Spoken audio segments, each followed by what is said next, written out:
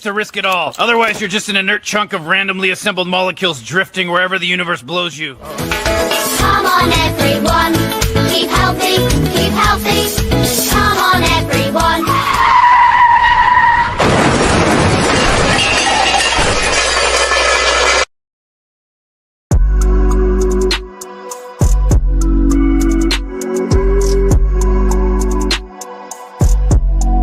Shop Us6.com.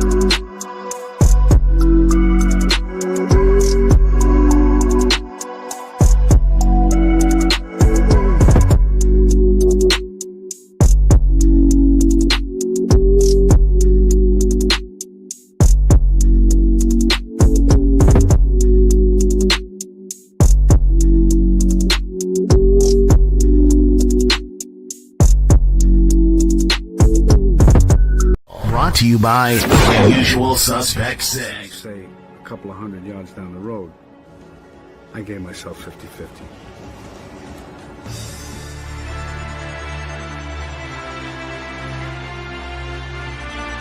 UsualSuspect6.com.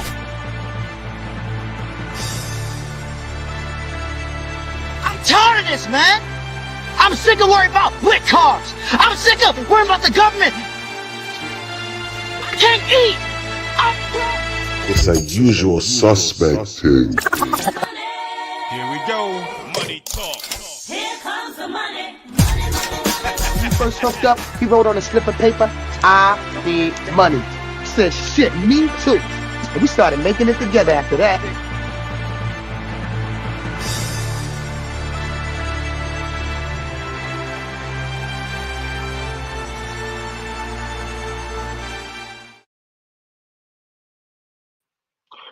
Hey, what it do, man? It's your boy, 503 Line, man. Hard Hitter Sports Entertainment.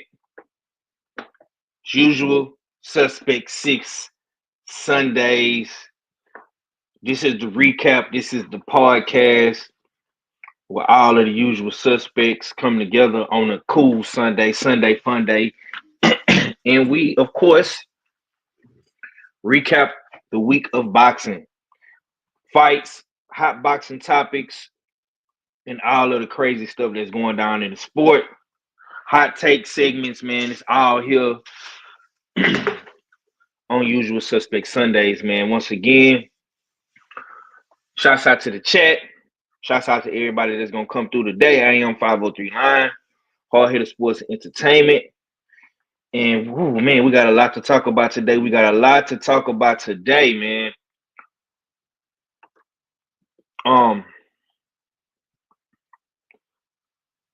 Was you not entertained last night? Did you not enjoy the fights last night, family? Oh yeah, man. PBC. They say Big Turk got some funny stuff going on the rider season, man. But y'all not looking too innocent over there on the PBC. Huh? Hey man, come on, man. You know what I'm talking about? Look. Okay, Carno, I got you, Carno. I'm gonna shoot you a email in a second, bro. Be looking for it. I'm actually on my phone right now, bro. So I'm trying to get my laptop to queue up, man. This thing is my laptop be moving so slow. I gotta give me a new laptop, man. It's time to get rid of this thing, man. I didn't have this same laptop PC for at least 5 years. Probably longer than that. You know, I probably didn't have this thing since about 2018, 2017, man. It's time to upgrade, man. Y'all got any good recommendations? I'm not an Apple guy. I don't really fool with Mac. Do y'all got any other good recommendations for PC, laptops, desktops? You know what I'm saying? Because this laptop I got, this joint moving super duper slow, man. I'm on turtle time with this damn thing. It was moving so slow I had to cue the show up on my phone. Oh shit, D-Man just sent me something. Okay, I'm gonna check it out, bro. Yeah, I gotta get me a new laptop, bro. This shit right here, this shit is pathetic. I'm switching over to my phone. Okay, hold on. There you go.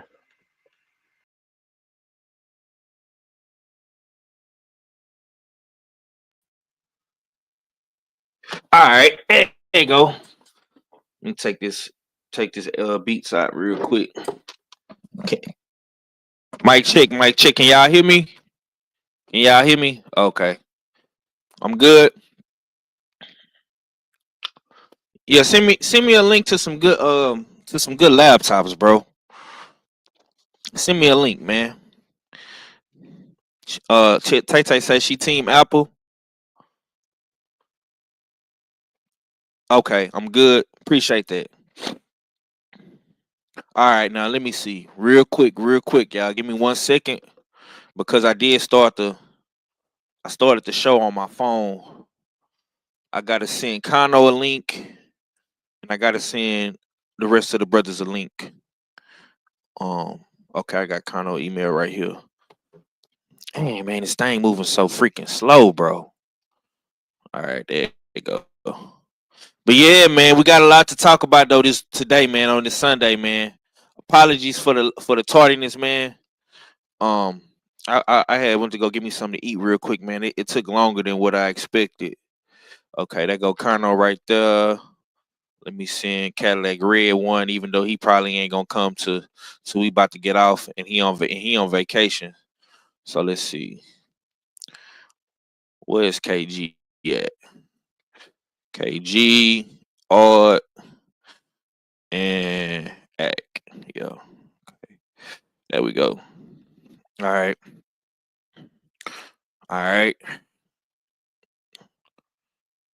There we go. Okay. So I just sent the link side that go Odd fella right there. What's going on with it, Odd? How you feeling on this Sunday, bro? I ain't even gonna try to do it. So what it do? What you saying? What it going? It's your favorite, yeah, your most hated Odd fella. Back for another one. That mean as usual suspect Sundays. Big up Mr. Texas Drip. You know what I mean? 503 line in the building. You know what I mean? Salute to the rest of the usual suspects. Big up everybody up in the chat. Make sure y'all smash that like button, share that stream. Damn right, it's a usual suspect thing.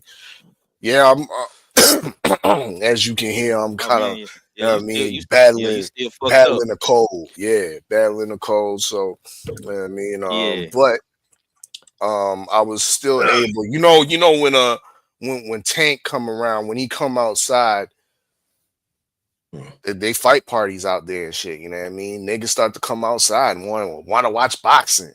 These casual motherfuckers be hollering, yo, we got something popping over here. Why don't you come through? Okay. You know what I mean? So yeah, I had a decent little fight party experience and whatnot. You know, dig? And definitely interesting fight, interesting card to talk about. Now, one thing I will say is that there was I saw a lot of comparisons between this week's card and last week's card, the last crescendo. Now, this week's card was solid, you know what I mean, but it wasn't, in my opinion, as good as the last crescendo. Not by any stretch imaginable. Production was lacking, you know what I mean. And as far as the fights go, the undercards, let me be real, man. I fell asleep. I was like in and out of that motherfucking Sandor Martin Alberto Puello fight. That shit pulled me out, you know what I mean? And I was lucky to be able to wake back up for the El Rayo Gary Antoine Russell battle. That was a good fight. But yeah, it was a solid card, but I don't think it can be compared, you know what I mean, on the level of the last crescendo and what Big Turk's doing. But what can be compared is some of the boxing corruption. You know what I mean? Because there was some hella corruption that was going on Saturday night. Understand? Was old boy, did Does PBC have the budget to have a ref on the payroll? Because they definitely had Steve Willis on the payroll Saturday night. You know what I mean? Let's not even talk about the lack of a call for the knockdown. Let's talk about him interjecting into the fight every time they got on the clinch. Let Lamont work in the clinch. Let these niggas work in the clinch. They had hands free and shit like that, but every time they was on the inside, old boy Willis was getting in the mix, fucking up the fight for Lamont Roach. You know what I mean? I'm just land a plane on that. You know what I mean? Because we're gonna delve in deeper. You know what I mean? To some of the refs' lack thereof calls and whatnot, and some of his limitations and criticisms on the night. But yeah. Okay. Y'all gotta forgive all fella, man. He gets super duper excited, man, with these long intros, man. But we got a special guest in the building.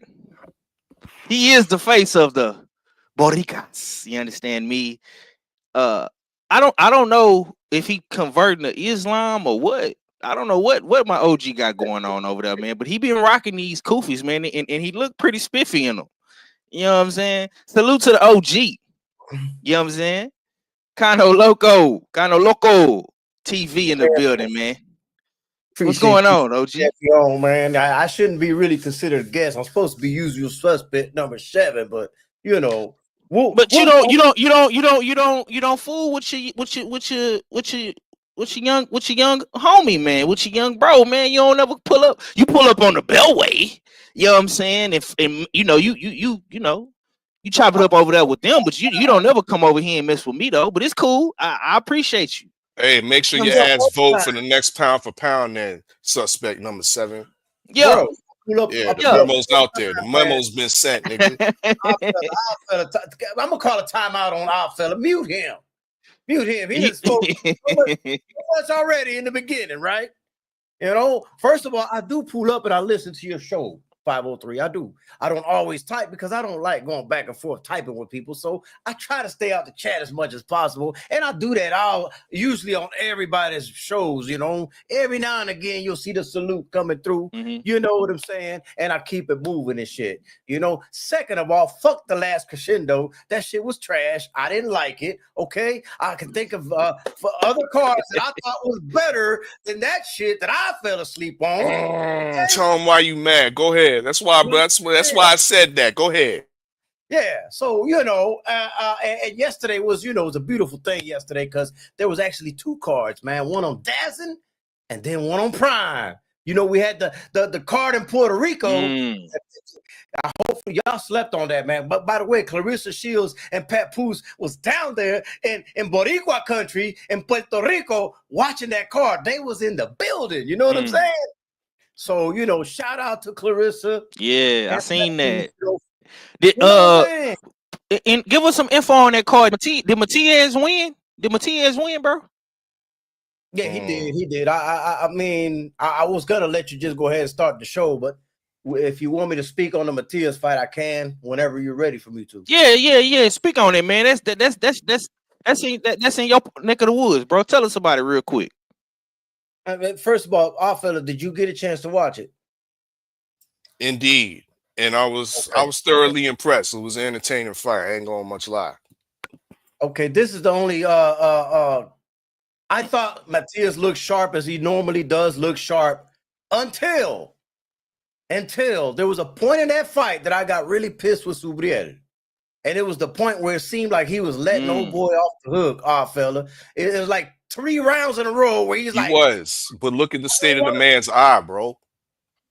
Bro, this is boxing, bro. It's a brutal sport, man. You got to make the referee stop this. Subriel already has a body on his resume, bro. Maybe that's in the back of his head. It probably was, but this should have just been number 2. Just put him out of his misery, bro. You can't sit there and be like, looking at the ref, looking at the corner like, y'all ain't gonna come get this? Y'all, nah, bro. Just step on his throat, bro. If he dies, he dies. It's simple as that, bro. We can't be playing this little soft game, man. This ain't checkers. This ain't jumping jacks. This ain't baseball. It's a contact sport. We're boxing. Mano a mano. You know what I'm saying? So if he's still up, keep swinging on him, man. Keep swinging on him. But I like what he did, though, for the most part. And if you notice, once he realized that the ref wasn't going to stop it, he went ahead and stepped on it and got him out of there. He could have did that 2 or 3 rounds earlier. Could have did it 2 or 3 rounds earlier. I get what you're saying, that it was in the back of his mind. But if he doesn't press the action, he's not going to force him to stop it either. I can't disagree. Okay. I'm gonna have to go back and check that out, man. Now I got something to watch for today. Okay. So salute to Sabril Matias, man. Now I'm gonna say this before I get off Sabril, before I forget. I would love to see him fight Hitchens for his old title. You know what I'm saying? Since T.O.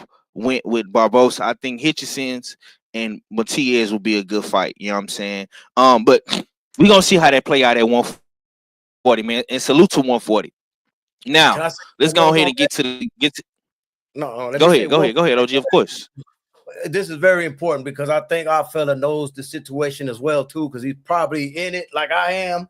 Okay, that was a mandatory right there. That was an elimination to become the mandatory for the IBF. The problem is, and it's a problem because I'm not liking it, is that Hitchens is telling Kambosos if he wins his next fight, he'll give him a shot. Why are we giving George Kambosos opportunities after opportunities after opportunities? We need to eliminate that, bro. I seen that. You right, OG. See, that's why I love Kano, man. Kano be on his game, bro. You absolutely right, Kano. You know what I'm saying? I wasn't even gonna bring up Kambosos, but I'm glad the OG said that because it's nasty work. And see, this is why I love Kano too, because see, Hitchens is his man's. He cool with the trainer. You know what I'm saying? He cool with Africa, but he holding his people accountable. Got to. And that's some bullshit. That's some bullshit from what Africa is saying, bro. I understand but is what Africa's saying coming from nasty work Eddie Hearn? Nah. No, what it's coming from is that T.O. wouldn't agree to fight him for whatever reason. So he's like, let me. Okay, hold you. You ain't seeing where I'm going. Let me put y'all in place. You know what I mean? Because one thing I noticed, Subriel used to be a matchroom fighter. Wasn't that a big signee for Eddie Hearn? Once upon a time? Yes. All of a sudden, Subriel, he lost the fight against Liam Paro. And then something happened there, Kano. Now, this last fight, who was promoting them? Salida Promotions. And Fresh Productions, by the way, both. Shout out Fresh Productions. But yeah, what happened to that matchroom contract? And this is the fly in the ointment. This is what I'm saying. Nasty work, Eddie Hearn. He's gonna be leading Hitchens to another matchroom fighter in Kambosos. Politics. More so than Subriel. Now, hopefully, Salida has the backative and the strength to get that mandatory in place. Because that fight was for a mandatory. So yeah. Well, we know the IBF. Salute to the IBF, man. The IBF don't play that. Homie don't play that over there with them IBF titles, man. So hopefully, they enforce that, man. You know what I'm saying? If not next, then for sure the fight after this. You know what I'm saying?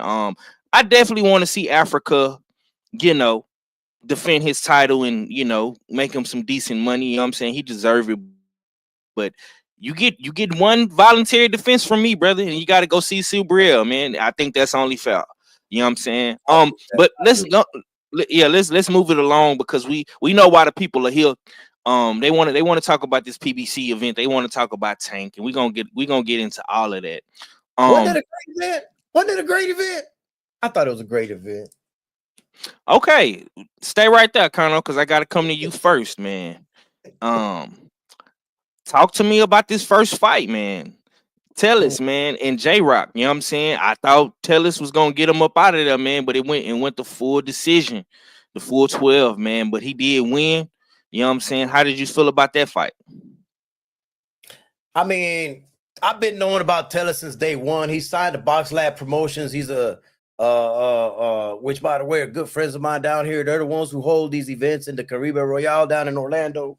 So I've been knowing about him since day one. I thought he fought a great fight, man. I've always known him to be patient. He's got a lot of power and he's explosive, but he's also patient. I expected him to get J-Rock out, but at the same token, I got to give J-Rock credit, man. He withstood the heat, man, you know? And I knew Tellus wasn't going to press and do anything stupid during that fight. So that's the reason it went the distance. But Tellus, man, is the real deal, though, man. And J-Rock, I ain't going to say it's over for him, but, man, that fat lady's starting to hum a little bit, man. You know, like he might have to start considering leaving that alone. And what I don't want from him, because he's well off, you know, he's got his businesses and all that other good stuff, man. What I don't want him to do is be like a Pedraza who knows he should have retired 3 or 4 fights ago, but he's still fighting. I don't want to see that for J-Rock. So, you know, salute to him for putting up a great fight and shit like that. But Tellus is just too much, man. I like Joannis Tellus a lot, man. I've been big on him since day one. I don't really talk about him much, except for, you know, on the corners, you know, in the barbershops and in the, you know, in the streets and shit. Cause like I said, he's signed to one of my homeboys down here. So we talk a lot about him on the block and shit, but awesome talent, man. Okay. Now, I got a 2-part question for you. Then I'm gonna come back to Odd Fella with the same sauce. It was one other fighter that did retire that was a champion at 154, and Jared Hurd. He retired. He lost to Gonzalez last night. And how did you feel about that? And also, what's next for the homie Tellus, man? Could you give us an inside perspective on what's going on next for him? Is he gonna be in line to get a title or eliminator, or you know what I'm saying? Could we possibly see him, you know, take on another top guy in the division?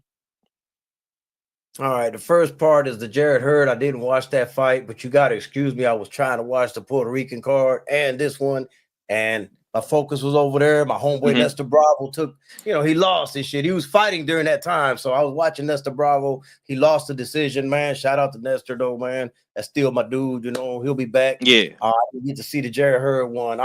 What I think he needs to do, Joannis Tellus, is fight another top-ranked individual, man. I think he needs one more before he steps in there with that. What's that? Bakram? What was his name? Bakram. You know Backy. Yeah, young Backy. Yeah. Bakram Murtazaliev.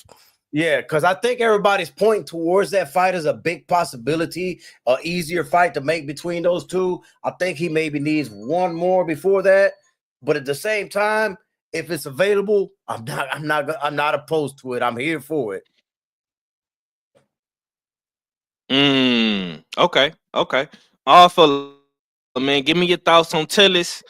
You know what I'm saying? How you feel about him? What you want to see next from him? And how did you feel about J-Rock, man, taking his final fight and losing? And he also retired.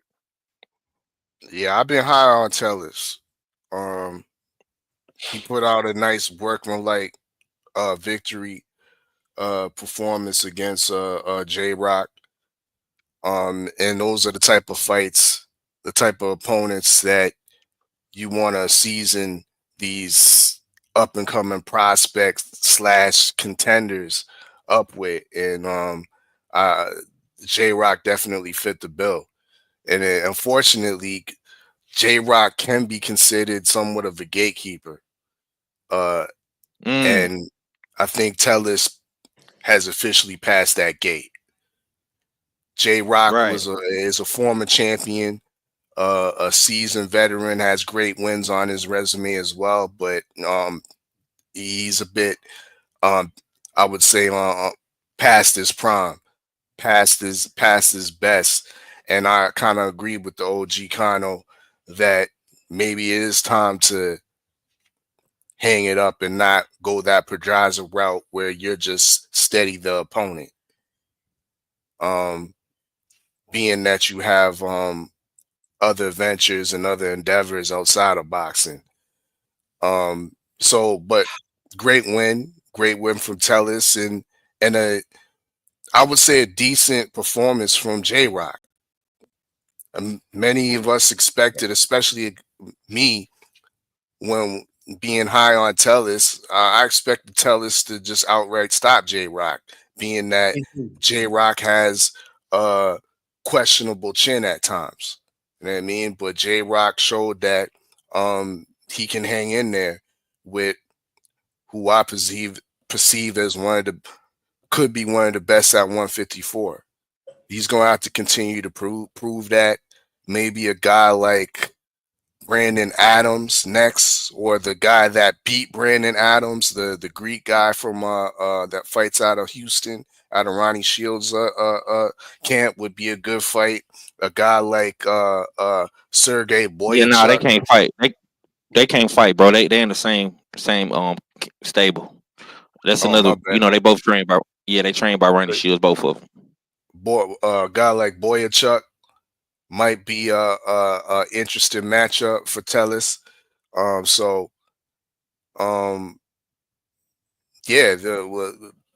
Sky's the limit for Yoenis Tellis. You know what I mean, at 154. As far as Jarrett Hurd goes, I totally agree with Hurd.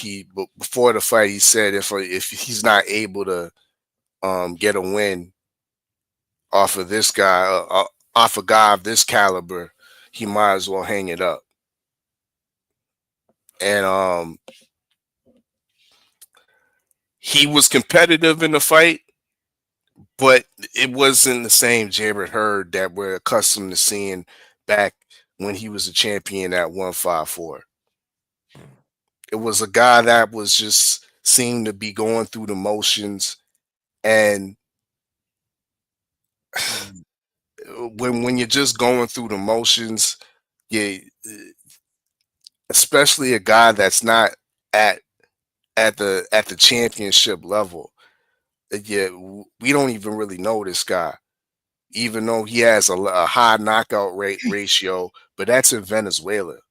You know what I mean? This guy wasn't world class, so you're essentially facing domestic level third world competition, and you're not outclassing him. I agree with Jarrett Hurd. Maybe it's time to hang him up.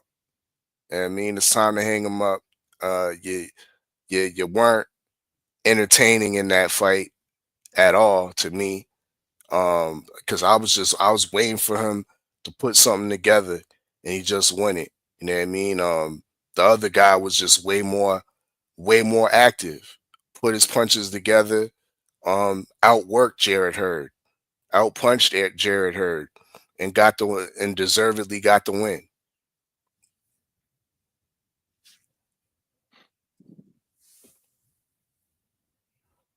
I'm shocked that our fella agreed with me, man. I'm honored.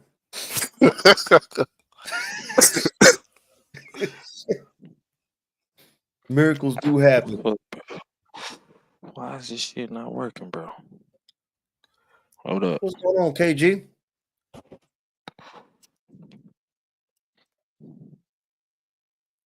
Five, you there? I'm definitely not gonna read the chat, man. I'm not reading that chat, man. What's going on, Chad? What's going on, fellas? Yeah. My bad, bro. This laptop is pissing me off. What's good with it, KG? How you feeling on this Sunday, man? My bad. Not much, man. Chilling. I ain't know when we was going live, so yeah, I ain't know what was going on. But I knew it was going because of last night's festivities. You know what I'm saying, or lack thereof, because it wasn't $80 worth. I wouldn't have paid $80. Can't do it. Put your hands down. It ain't a stick up. Nah, bro, man. No, put them back up because it was a stick up.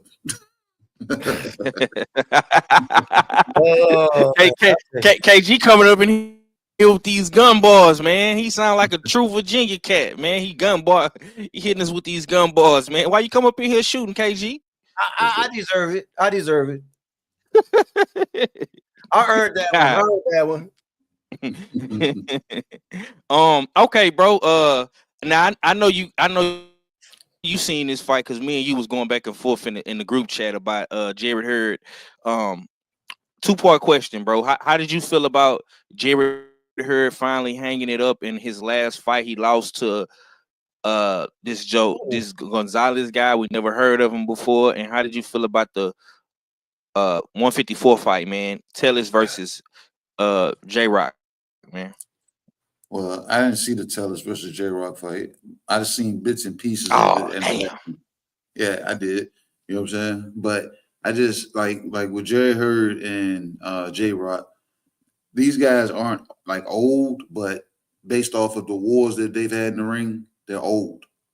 So it was two old motherfuckers, you know what I'm saying, trying to give it one last, you know what I'm saying, hoorah to them, try to see what they can, if they wanted to, you know what I'm saying, make it happen. Because you heard Jerry Hurd say it. He said, if I don't win this one, I'm gonna retire. It's like a bad omen. You know what I'm saying? You know, kind of not, you still ain't supposed to really say that. You know what I'm saying? And then it was like a lightweight shot at his opponent. I lose to a guy like this, I'm supposed to retire. You know what I'm saying? So, you know what I'm saying? He knew what it was. So, but Jared Hurd, as far as that fight, I seen majority of that, but it was like it was hard to stomach because my guy was just looking like you know what I'm saying, a punching bag. That, you know what I'm saying, a lot of spots in the fight, and when he was getting punches off, it was like it was nothing on him, no legs behind him. It was just, you know what I'm saying. I'm not saying he was tired. It was just blind punches. Yeah, it wasn't no dog to it. It was pretty much what I'm saying before the fight. If I lose this, I'm gonna retire. So I ain't really putting too much effort because I should be able to beat this dude with minimum effort. But nah, that dude, he kind of came to fight. You know what I'm saying? He did. Yeah. He did. And then Okay. the head clashes was frustrating Hurd also. But him being a veteran, he should have been able to work around that. So, but yeah, it is what it is. You know what I'm saying? Good career. Go ahead and hang it up, man. You know what I'm saying? Because like I said, the wars you've been in, you put your body through quite a bit. Okay.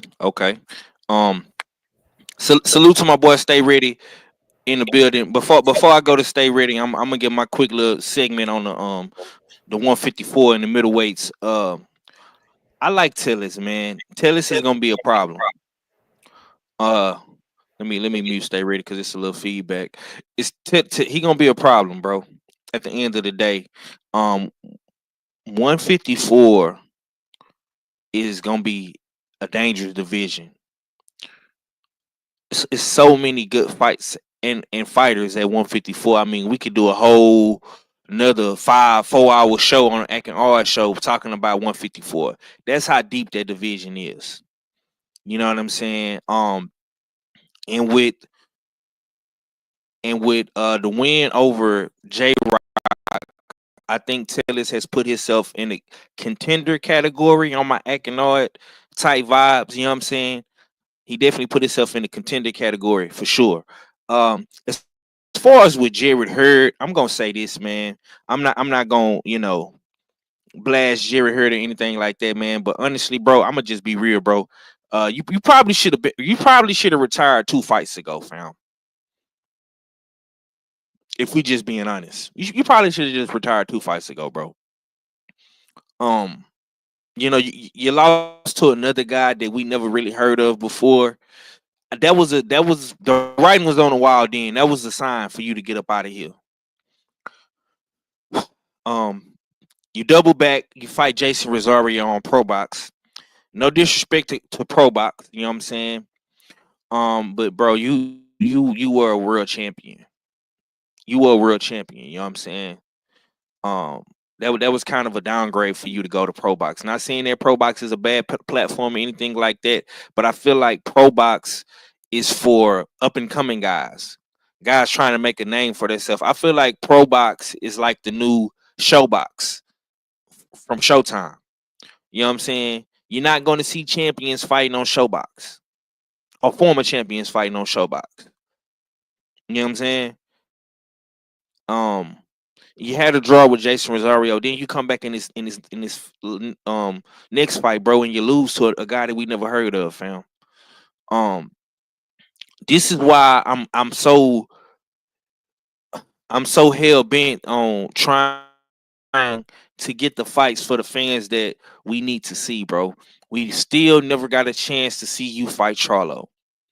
That was your big money fight. That was your big legacy fight, bro. We never got a chance to see you do that, man. So it's always gonna be if what if, you know what I'm saying, scenario when it comes to you and Charlo. Now we know Charlo went on to become undisputed and fight and get the Canelo fight and all this and all that, right off into the sunset, bro.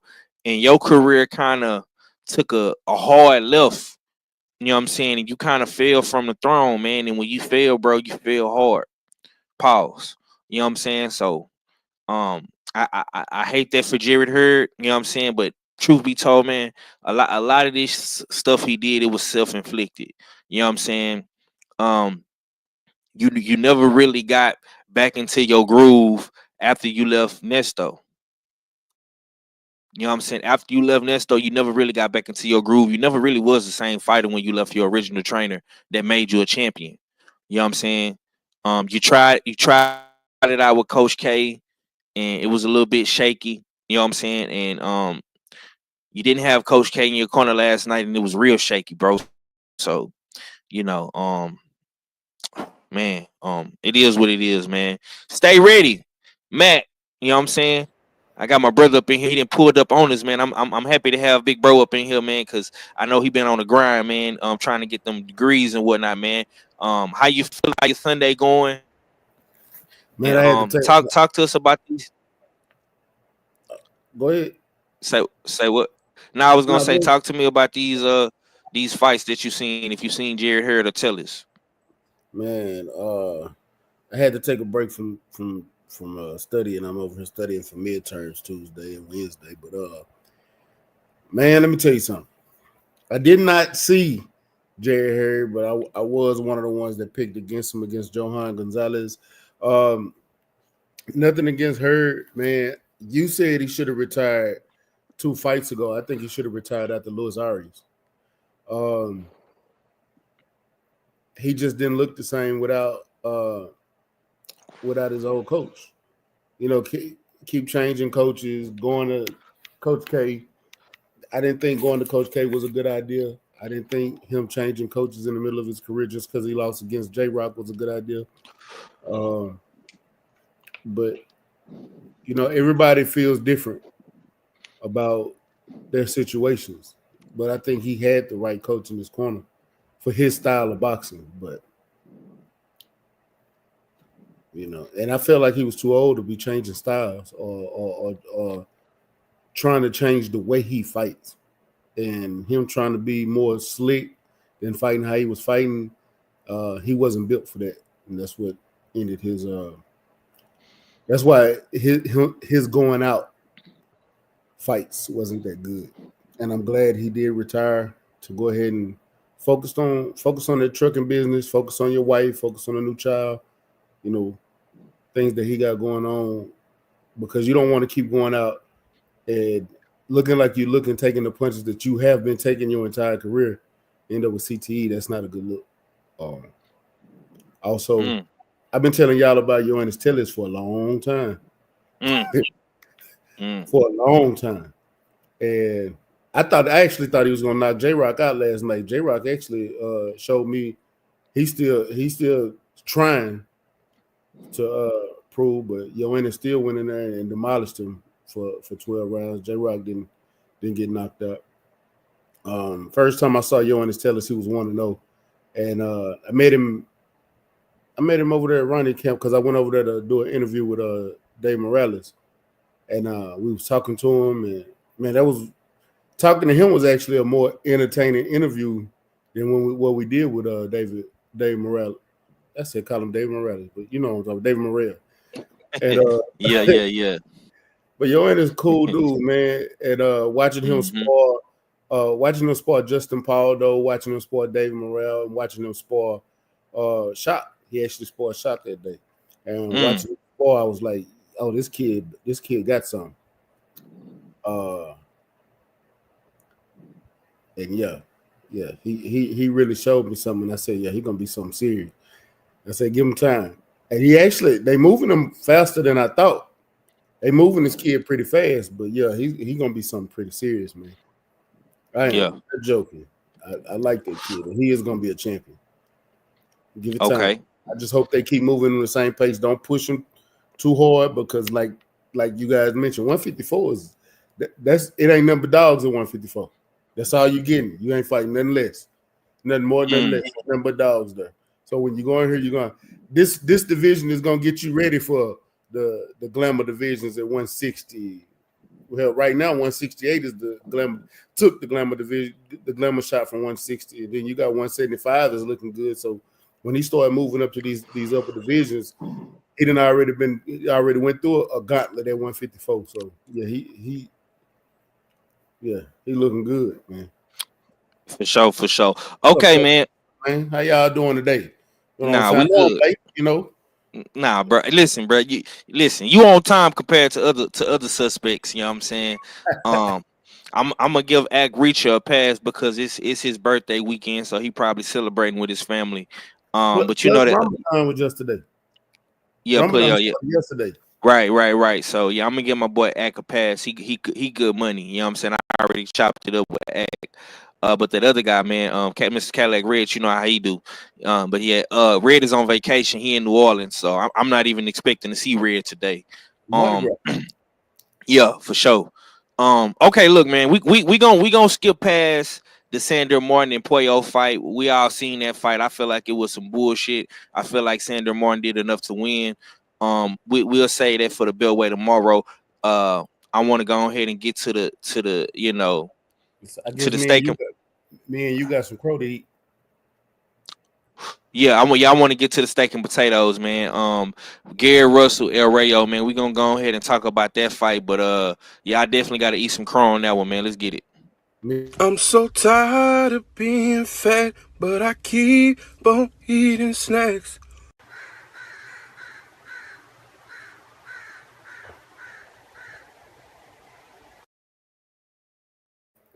All right.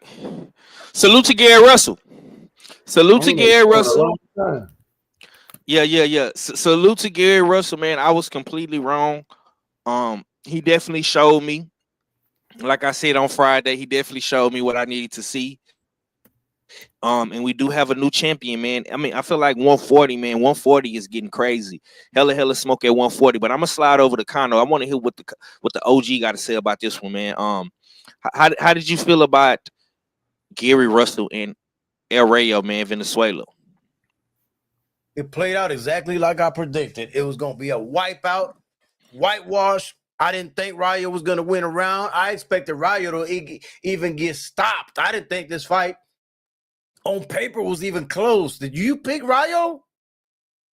Yeah, I picked Rayo, fam. I did. Oh my God. I didn't think that was possible that anybody was gonna pick him. You know, on my breakdown, I said, look, man, he got away without boxing Pitbull. Pitbull's a short little midget, okay? Gary Antoine is a full-grown man. You that boxing shit wasn't gonna work with him. You ain't gonna try to outbox Gary Antoine because Gary Antoine was gonna be in your face the whole night. I knew he was gonna apply that pressure. He's a faster fighter, have better feet than Pitbull, man. This was a mismatch, man, in my opinion. You know what I'm saying? So the only thing that surprised me was that Rayo didn't get stopped. That's the only thing that shocked me. You thought he was gonna get put on the t-shirt, huh? Bro, I thought he was. Yes, I did. And there was a couple of rounds where I thought it might have happened, but you know, yeah, I'm gonna keep it short because we got a big panel in here. But yeah, I did pick Antoine to win, man. On me and Act Show and shit like that because we did. He forces me to do pick'ems over there. That way he can hold me accountable. So. As he should. Salute to my young Ack, man. Ack, man. I did pick Puello. I picked Antoine, and I picked Tank. Was there another fight? I don't remember. No. That was it. Okay.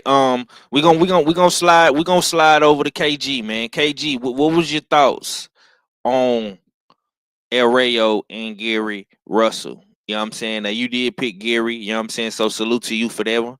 You know what I'm saying? But yeah, man, how you felt about the fight, bro? If there was a bet going on between Gary Antoine and Mr. Gary Russell, I think Mr. Gary Russell should go ahead and pay him, man, because he was close enough to 1,000. You know what I'm saying? I think the bet was, can you throw 1,000 punches this fight?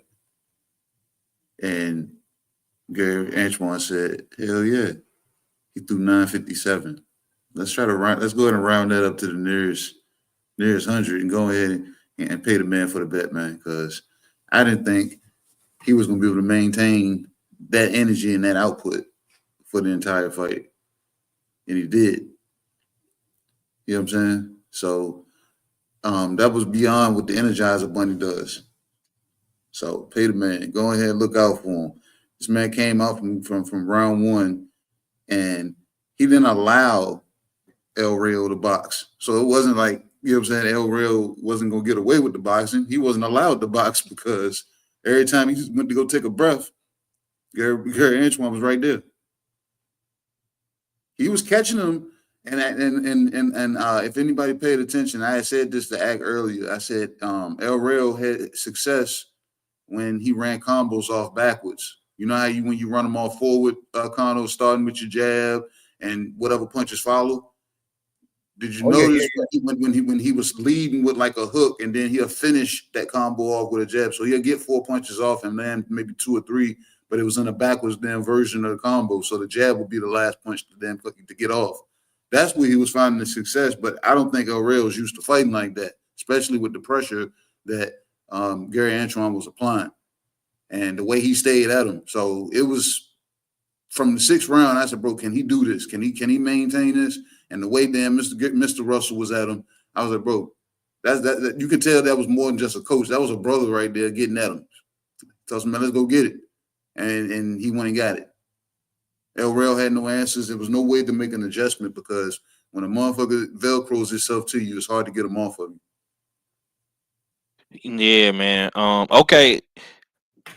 Stay ready. Let me come to you, man. You picked El Rayo just like myself, man. We got this one wrong, man. But salute to Gary. How you felt about the fight, bro? Man, honestly, that was a damn good fight. I ain't gonna lie to you. I enjoyed it. I picked wrong, but just because I picked wrong don't mean I can't enjoy a good ass whipping. I know Lamont said he put belt the ass. I think Gary Antoine Russell put belt the ass too. Fighting El Rayo. I'm gonna tell you, Kano. I know the reason I picked El Rayo, it wasn't because I didn't think Gary was a better fighter. It was the boxing acumen. I thought El Rayo would stay on the outside and box. But like KG just said, once that Velcro attached, it's hard to get that motherfucker off of you. And El Rayo couldn't get Gary off of him the whole fight. Now, it was some round. He did pull a couple of them rounds off, barely though. Because he was fighting back. He wasn't trying to just let Gary get off, but Gary wasn't letting up. And he was putting punches together so beautifully. And a lot of the like he said, a lot of the punches that was connecting was at the tail end, right when El Rayo thought he was finished, thought Gary was finished, and he was catching him with some good solid shots. And I did think he was gonna get knocked out. It was round 8 and 9. I thought he was fit to go down. And then early in round 10, I thought he was gonna go down, but he held on and then fought the last 2 rounds to finish it out. And he knew he lost. He didn't even attempt to. He just clapped his hands when they announced the victor. He got his ass whooped. That was a great fight. Matter of fact, I'm not gonna lie, this was a pretty damn good card. It was great fights throughout the whole card. So yeah, I enjoyed it. So I ain't gonna be long with it. Oh man, stay ready. But ain't nothing wrong with getting picked wrong. We all get picked wrong. You know, I get picked wrong. You know, I'm just saying. I just told you why I picked him. I got a different take on it, man. Is he from Texas, man? No. El Rayo, now I think El Rayo from like Cali or something. He like a West Coast kid. He's not from Texas at all. Okay, I'm hold on, Kano, because I see what you're trying to do there. I know what he's trying to do too. Nah. He not from Texas, brother. He don't even fight like a Texas fighter.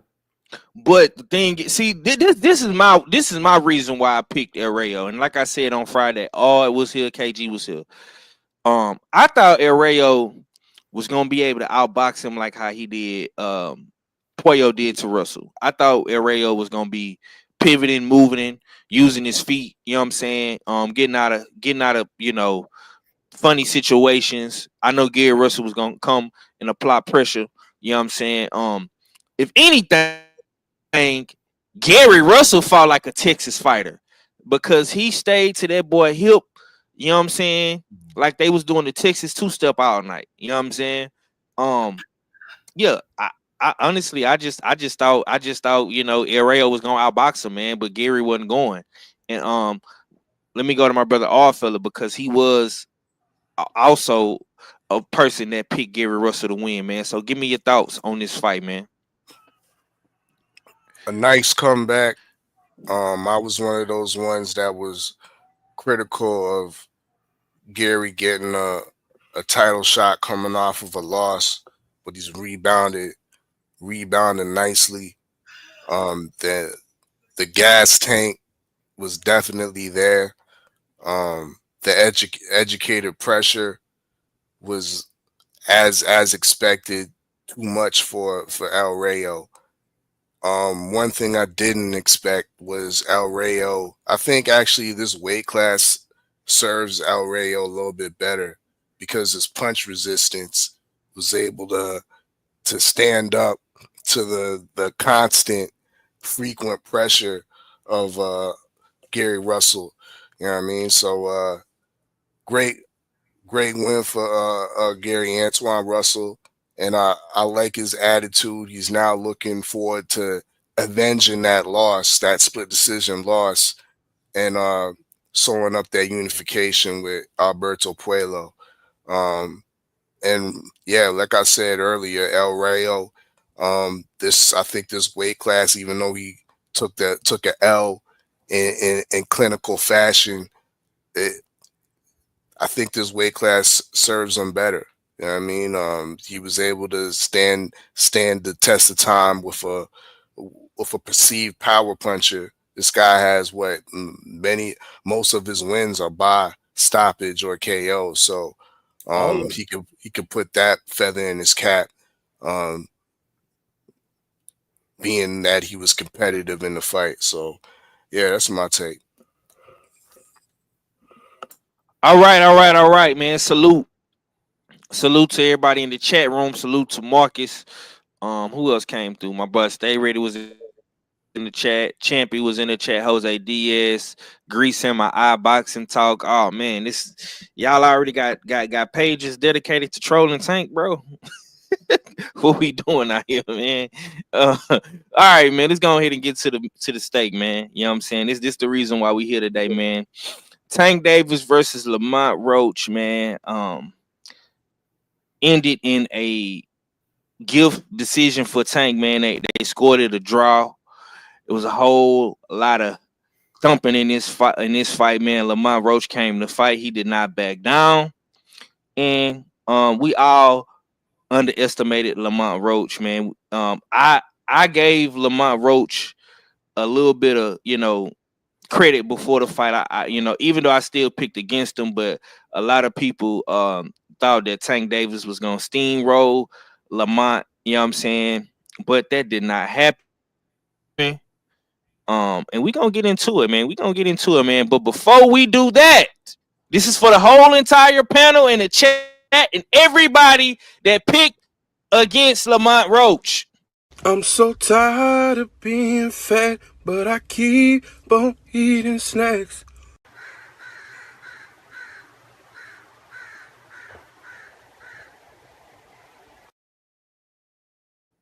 Oh, we all got to eat crow today, baby.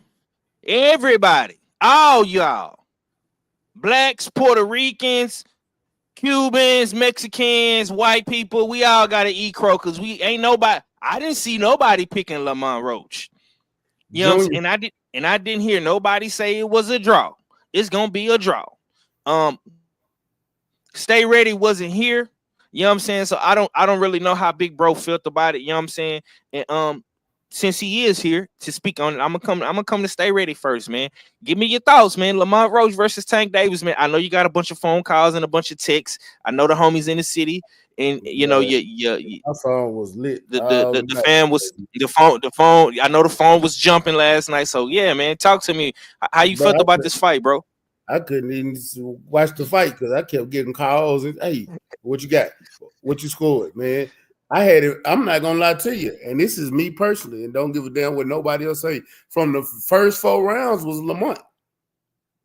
The first 4 rounds was all Lamont. I scored that fight 8-4. Lamont Roach, not Peterson.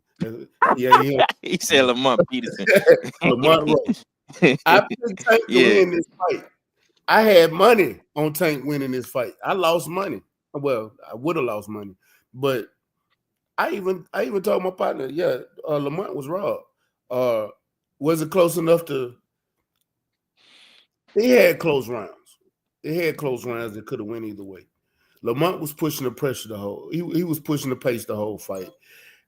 Tank got off a couple of times, but Tank wasn't just immaculate that whole fight. To me, it looked like Lamont was doing more. But I understand you got to really go in there and showcase your skills and outclass the champion. But I'm gonna be honest with you, man. In the case of this fight, I'm seeing Lamont landing way more cleaner shots. I'm seeing Lamont getting off more. The punches that Tank landed, they had more power behind them. But what does that matter? A power punch is a power punch. You're not gonna score more for a power punch because it had more explosiveness behind it. You're gonna score a power punch for a power punch. Defensively, Lamont was better defensively in this fight. Tank was getting hit way more than he normally do. He wasn't blocking shots like he should have. He didn't have his guards right. He had his hands down a lot in this fight, trying to go for the knockout. So you got somebody that's pushing the pace, that's still aggressive, who has better defense, landing more shots, and clearly in my eyes, won this fight. And the shit that really pissed me off was how this motherfucker. And I don't give a damn what nobody Google. Nigga, if you take a knee in a fight, that is a knockdown. That is in the rule book. When Fundora took a knee, so in a fight, who was he fighting? I think he was fighting what's my boy? Lubin? Yeah, he was fighting Lubin. He took a knee. He didn't get hit to take a knee. He took a knee, and they counted that as a knockdown. We seen who else? We just saw somebody else recently take a knee and get back up. We see fighters do that all the time. This is not nothing new. Y'all acting like this is new. Now, why did he take? That's not my problem on why he took the fight. I don't give a damn why he took the knee. I don't give a flying fuck why he took the knee. The fact that he took a knee is a knockdown. That right there alone, if y'all call that a draw, that knockdown makes that a 10-8 round. That's a point away from Tank. That's a Lamont Roach victory. They need to go back to the goddamn commission and have them review that shit, because it ain't no such thing as a fighter can take a knee so he can go to the corner and get his eyes fixed. I ain't never heard that in my life. That's some new shit. Don't start no new shit for superstars. Keep that shit down the line across boxing, period. Don't give me no extra shit with Tank the champion. I don't give a fuck if he the champion, the face of boxing. The only thing that keep boxing going, I don't give a fuck. Keep that shit down the line. I'm tired of all this fake ass, cheating ass bullshit in this motherfucking sport. This is why I don't talk this shit half the time. No motherfucking way. Okay. God damn. All fella, I'm gonna come to you, man. You the foreign correspondent, man. You the foreign correspondent, because it was a lot of slander and backlash for the last crescendo, man. But it looked like PBC won't get away squeaky clean, man. Give me your thoughts, man. Lamont Roach, Tank Davis, how you feeling? I knew it was gonna be a janky evening when I saw this boy said janky. God damn. When I saw your boy Tankalicious walk in the ring with Jim Jones. I knew it was gonna be one of those nights. I might have to agree with Stay Ready Mac for real, because the way for me the first 3 rounds was Lamont Roach. Tank wasn't doing nothing. I mean, he was pretty much following Lamont Roach around. Lamont Roach was getting throwing the majority of the punches, even if they weren't landing, he was throwing them. You know what I mean?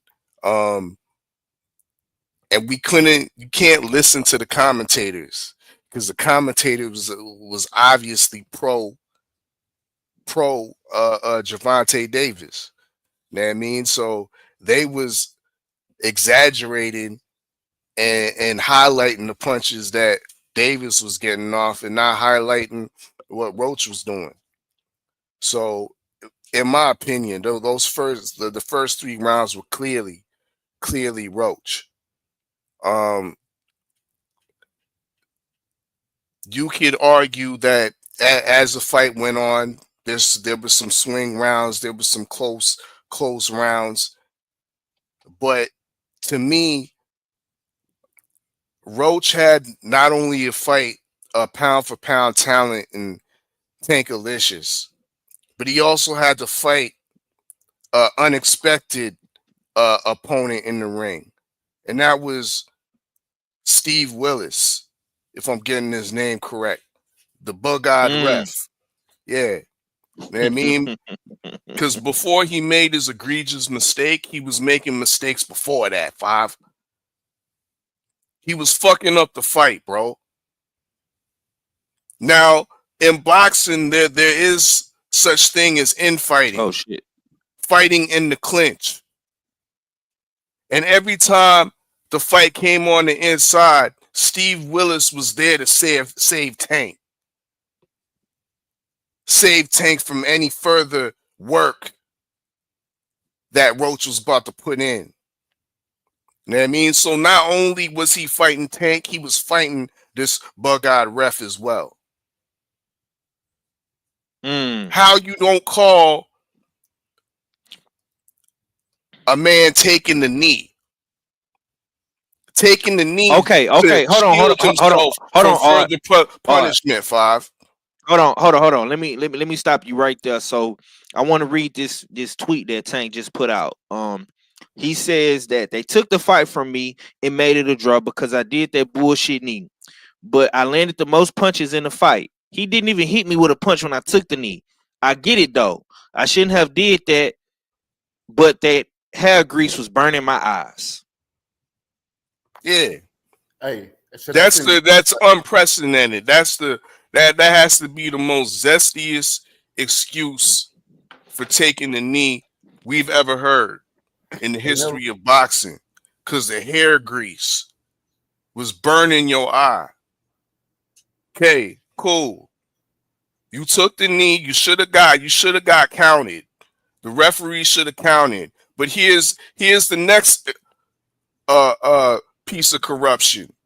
Tank should have been disqualified because your team can't come up on the ring apron and wipe down your fighter's face during the fight. Did the referee call? Did the referee even call time? What's going on here? This nigga acting like he's in his house going to the washroom. Oh, let me get a towel to wipe down my eye and shit. You know what I mean? Hold on for a minute. This nigga called a timeout in a fight, bro, and got away with it. It should be a motherfucking DQ.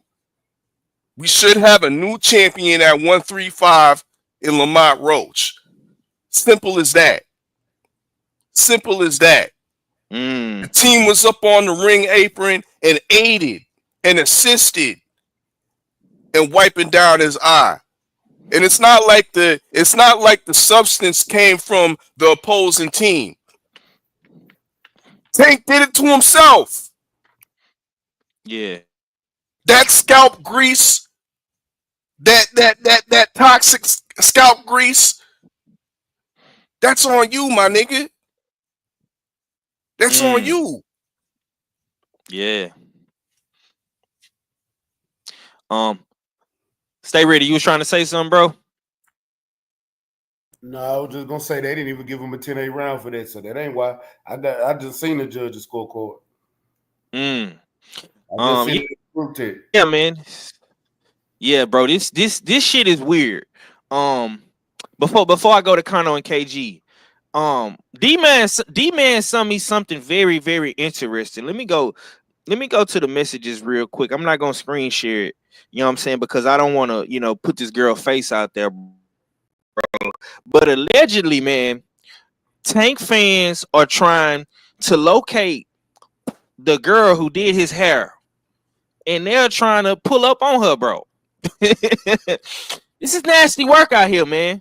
Kano, I want to hear what the OG got to say, man. You know what I'm saying? How you feel about all this, man? Because now because I put our fella in front of you because he is pro, rider season, and you're anti-rider season. So please explain to me, man, what the hell was that last night from the PBC, man? How was that a great event, man? When they letting all this shim and fuckery go on, and they let Tank get away with it, bro. How you feel about this, man? See, what you did when you put our fella in front, right, is he took all my bullets, because that should have been a disqualification. You cannot go to the corner and get assisted at all unless the ref called a timeout and allowed it. Like, hey, fix his gloves, put some tape on there. That's the ref's job to do. By him taking that knee, just doing it on his own, that's a DQ. That is a disqualification. We're arguing about a 10-8 round. He shouldn't even been allowed to keep fighting. Wow. You know what I'm saying? Preach. He shouldn't even been allowed to keep fighting at all, man. Second thing, yes, I did pick Tank at 9, but even though I'm wrong, what I said in there was that this is going to be a very competitive fight because Lamont Roach can fight. He's got skills. I just felt that by the 9th, he was going to make a mistake and Tank was going to do what Tank does. You know what I mean? That's what I thought was going to happen. It was going to look like Roach was winning up until that point where he gets stopped. That's what I thought was going to happen. But we saw something different. We saw a Tank Davis that seems to me like is pretty spoiled in the gym, because those little tactics show me that he's got quit in him.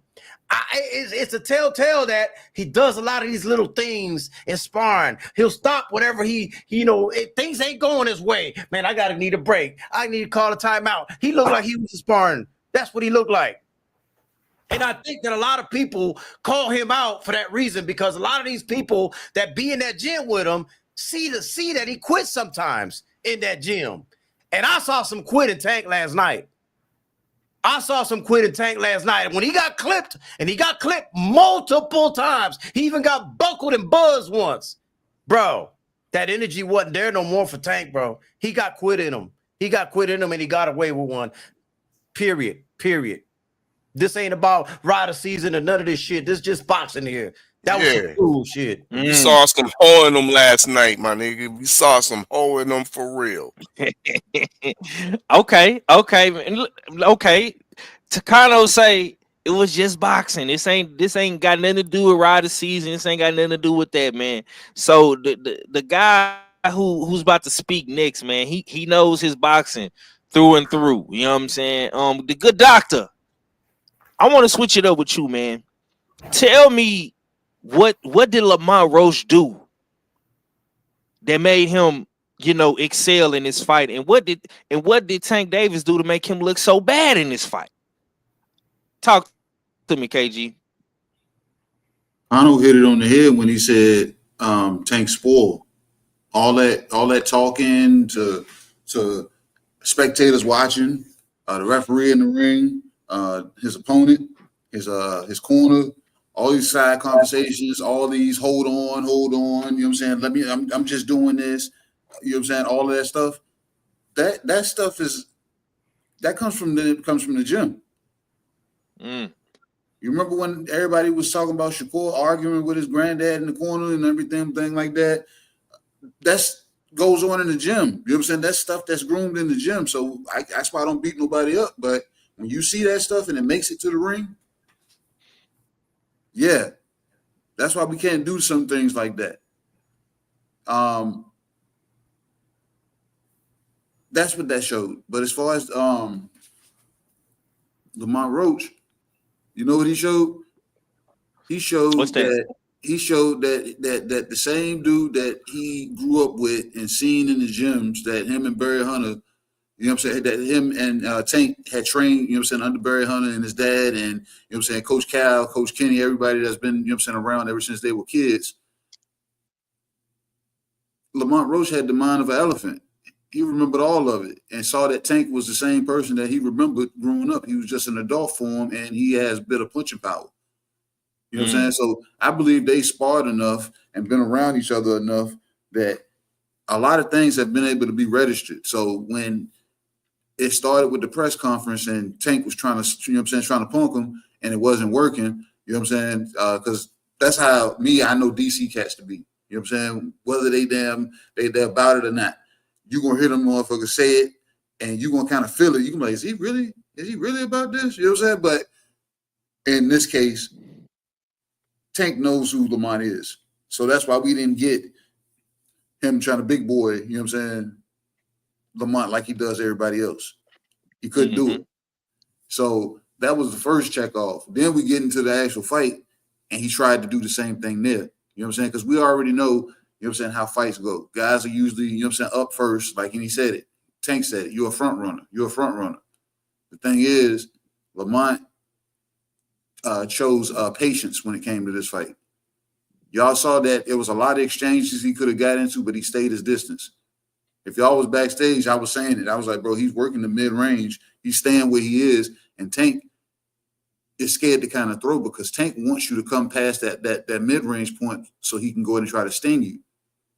Tank didn't want to initiate, and because Lamont had him at the point that Tank had to initiate. And that was the thing about it. Tank was trying to wave him in, and Lamont was like, nigga, I don't have to come there. And that's the crazy thing about it. So it had got past the point of no return of trying to strike any intimidation in Lamont Roach, so it didn't work. Didn't work. You know what I'm saying? So Lamont stayed on it. And everything that was being said in his corner, they stayed on it. You know what I'm saying? Hey, just stay defense. We know what he's going to try to throw. We know what his favorite punches are. Like I said, we've seen it. He's been throwing the same punches ever since y'all was 7. Just pay attention. You know what I'm saying? You know, and it's going to get to a point in the fight, he is going to start winding up with his punches. He's going to start loading up with these punches because now either frustration is going to be setting in or he's going to think he has food in front of him. We need to sell both to him. And they kind of did. He stayed there. When he seen that damn Lamont face started to damn swell up in certain spots, that was a sell to Tank that, hey, I'm able to land on this guy.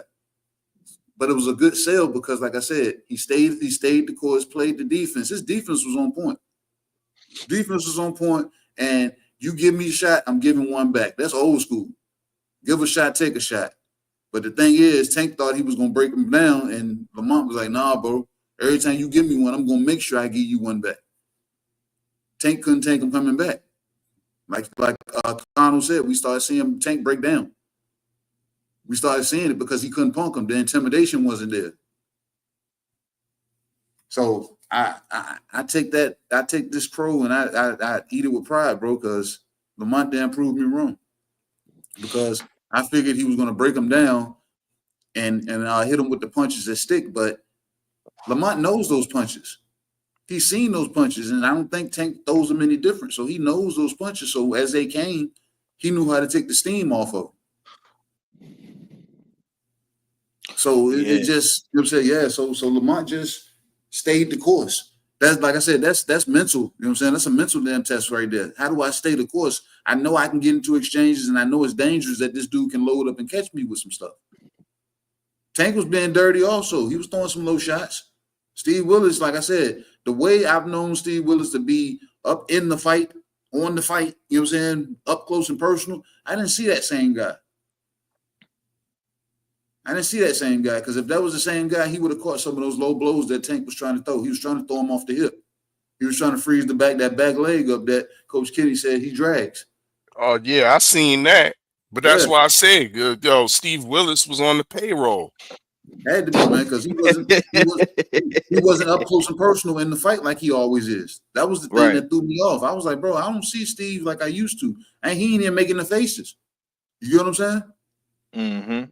So I don't know, but no, Lamont put up damn a fight, and he did what he was supposed to do by staying the course. It was like you got to play chess. When you know you in there with a chess player that's been damn beating up on checkers players, damn all you know what I'm saying for so long. I gotta play smart. I gotta play it smart. And I gotta dig deep in his bag and go back to where I know him from. And in the last couple of fights, that's he sells himself to be the same person that I know. So if that's the same person I know, when he get in there, if he shows shades of that, I just gotta stay the course. You outsmarted the guy that damn been punking and scaring everybody else. Absolutely. Let me say this, bro. And I hear the OGs say this all the time. And Drew Titan in the chat. Salute to Drew. Salute to Acondo. Salute to TD.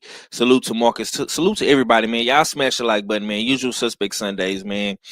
I got the usual suspects in here, man. We got Kano up in here. Usual Suspect number 7. He pulled up on us today, man.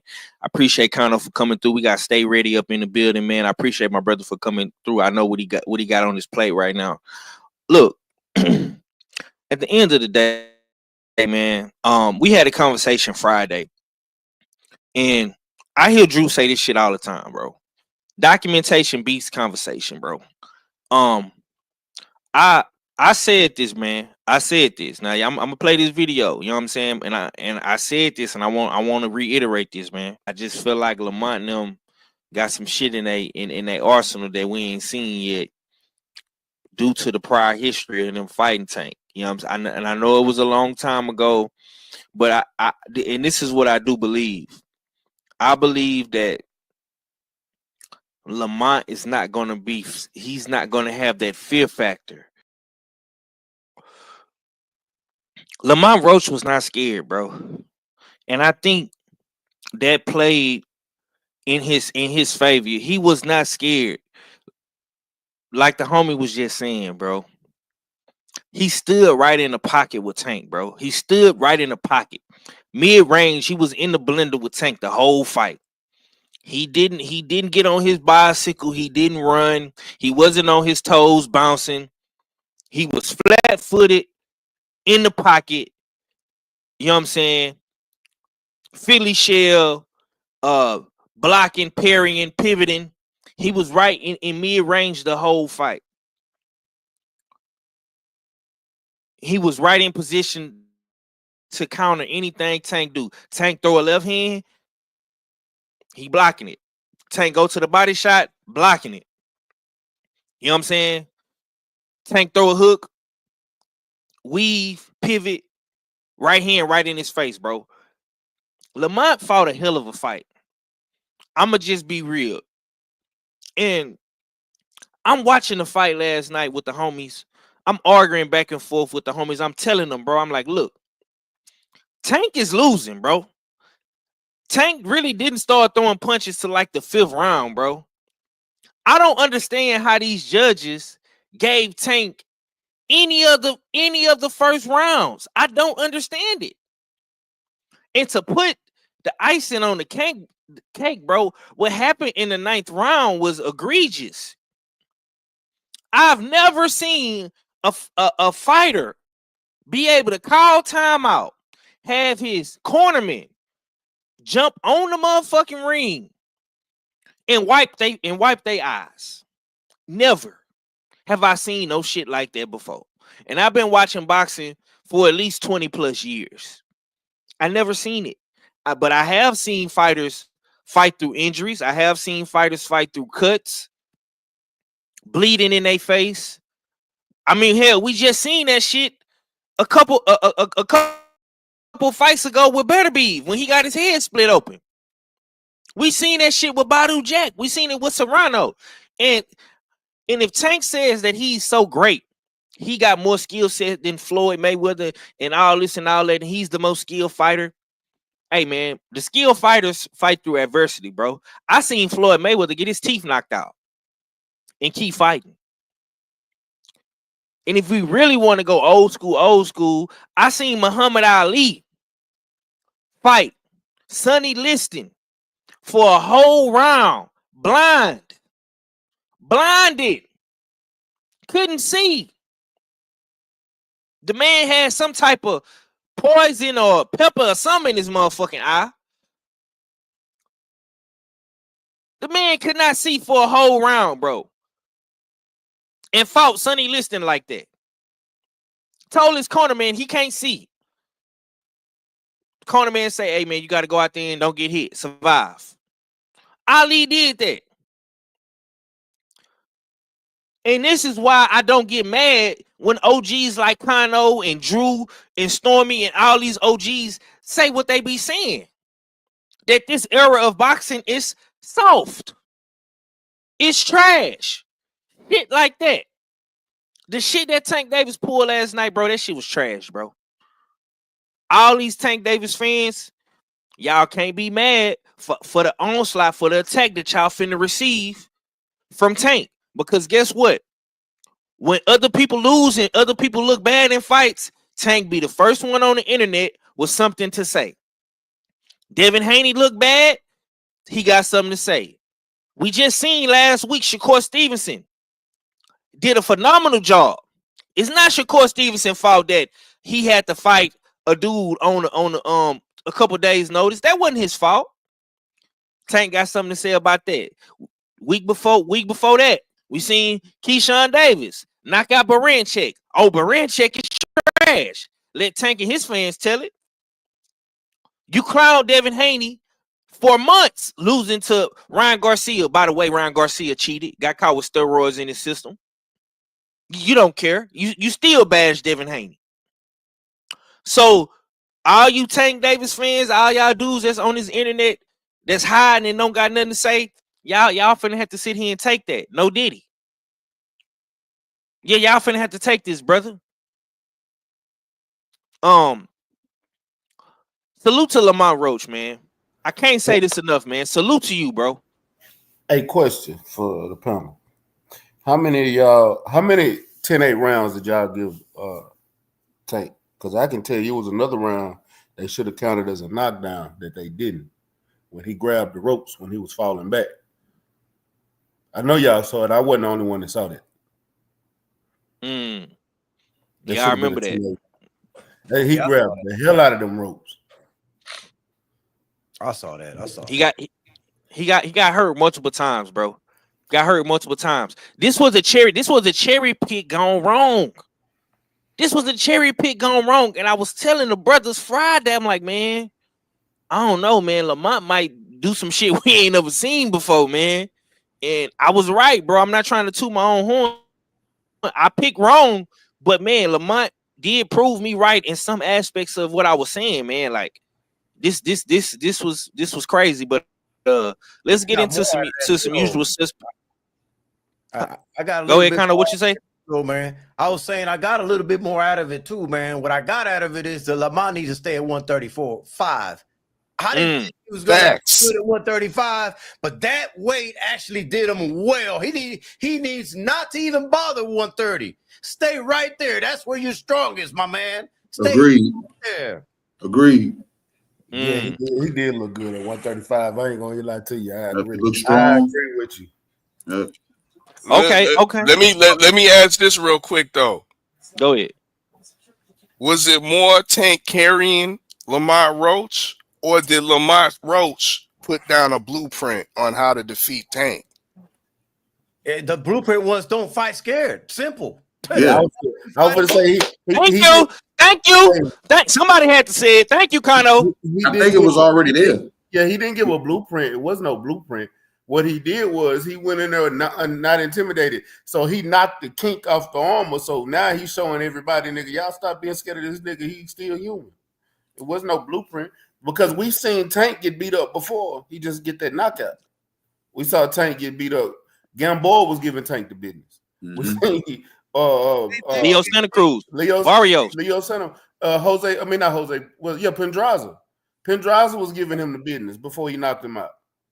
Yeah, Tank get hit. To me, Pitbull showed me how to do it, but you just needed to be a more controlled version. Hell, shit. I mean, it ain't no different than Canelo. Bivol was one that wasn't scared of him. What happened? He beat him. Beat him. She didn't fight him scared. You got to be disciplined to maintain your spacing. Like, if you know your opponent likes to get into 50-50 exchanges, you got to be smart enough not to get into them. You know what I'm saying?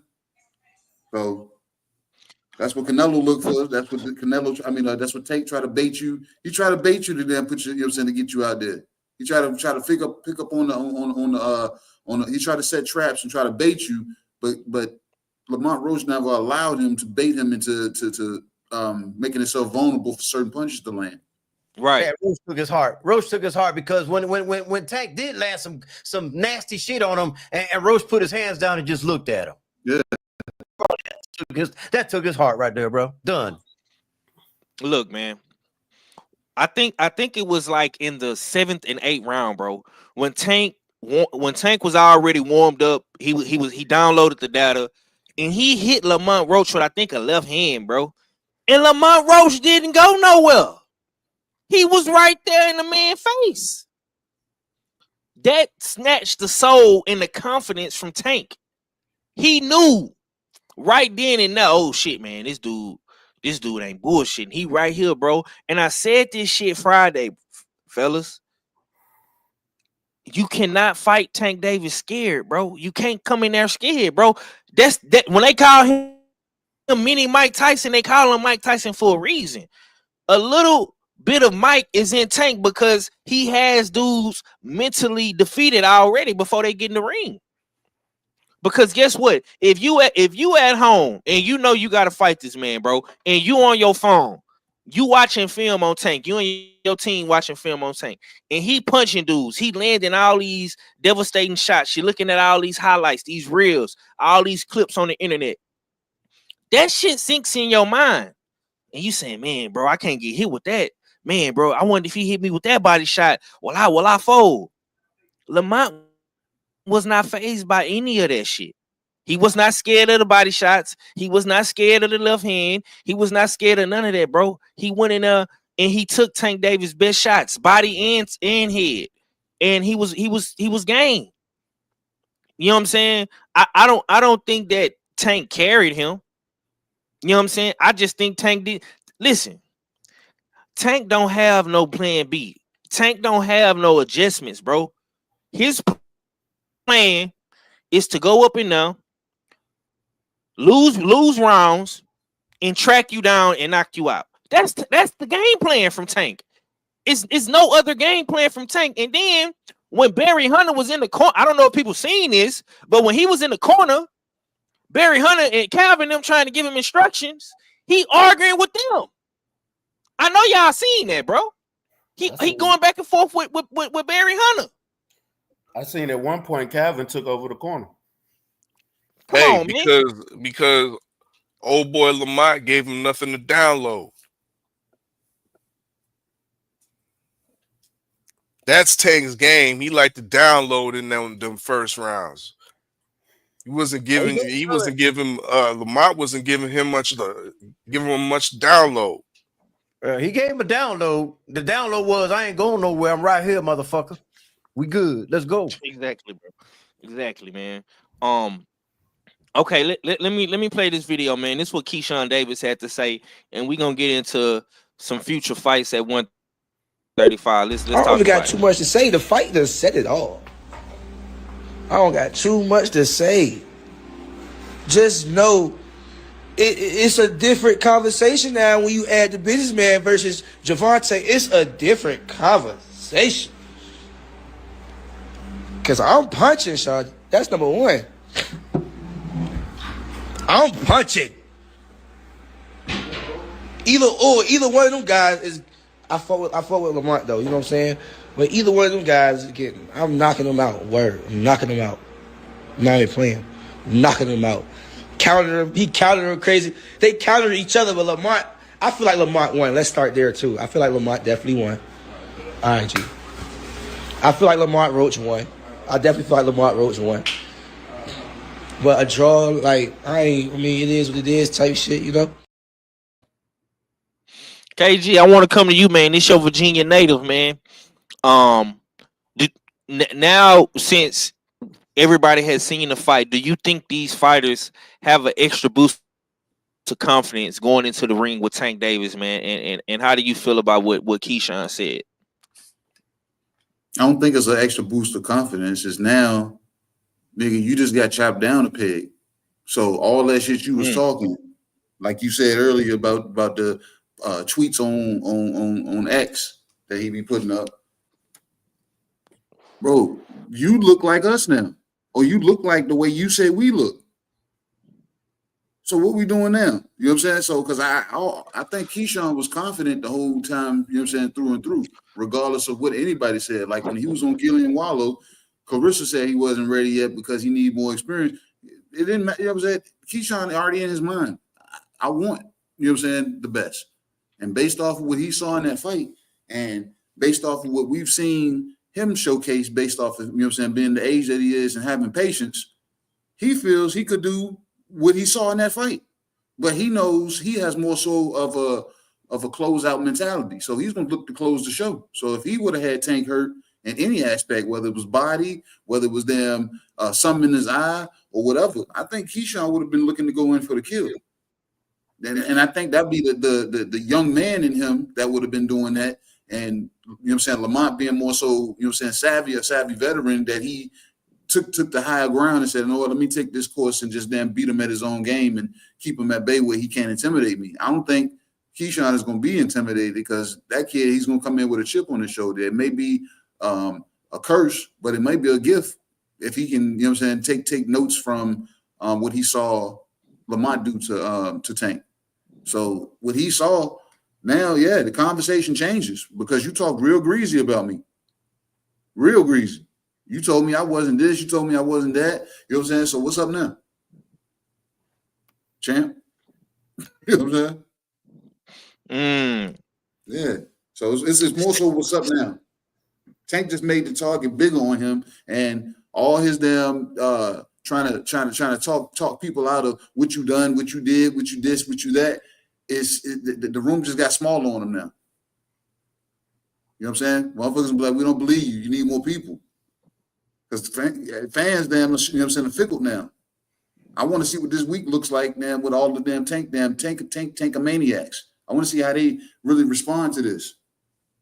Truthfully. Can they stand on it and be solid and tell us with an unbiased damn gut and say what it was, or still be trying to justify and try to find something to say why it happened the way it did? Okay. What you got on this day? How you feel about what Keyshawn had to say, man? Is it an extra boost of confidence coming from the Davis DB3, man? How you feel? Was it an extra boost of confidence, or was it how you already feel from the jump? Keyshawn never swayed away from saying that I beat the brakes off Tank. That's what he's been saying the whole time. He always felt like that. I think what that fight, the fight just showed, okay, Tank is still the same Tank, but the way that Lamont was more defensively and was standing square in the pocket and fighting him, okay, I do the same thing similar, but I got more punching power. I'm knocking something out. So he basically saying he feel more confident in knocking Tank out now. He always said he beat him, but he feel more confident in knocking him out. That's what I say. Tano, what you got on this, bro? How you feel about what Keyshawn had to say, man? I mean, I agree with Keyshawn, but then again, ever since Keyshawn became a champion, on the post fight on that live, I said that Keyshawn could beat Tank. You know, folks was looking at me like I was crazy and this and that. I'm like, bro, you know, y'all looking at Tank like he's some kind of damn wizard or something that you know, can't nobody crack that code. And I see kinks in his armor, and I seen him back then, and I'm like, I believe Keyshawn beats Tank. Everybody was laughing at me when I was live, but shit, you know, and Keyshawn believes it. He's been saying it. He's been saying it. You know, the only thing that's gonna be bad on Keyshawn is if he goes a little bit too overconfident and overcommits, because he still can get put to sleep. You know, he's got to go in there with a disciplined mind if he does go in there and fight. That's the one thing I will say. just because we saw what happened to Tank yesterday, don't mean people can just go on in there and run up on him like that, you know, because the man still got the equalizer. He could still put your lights out. So you have to have the mindset of a Lamont Roach, and you have to have that controlled aggression.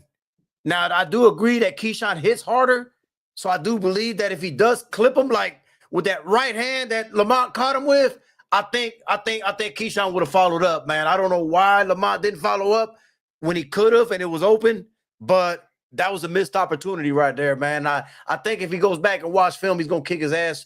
He can kick himself in the ass for not capitalizing on that moment right there, because I think that would have really turned the fight where there would have been no doubt of who won the fight.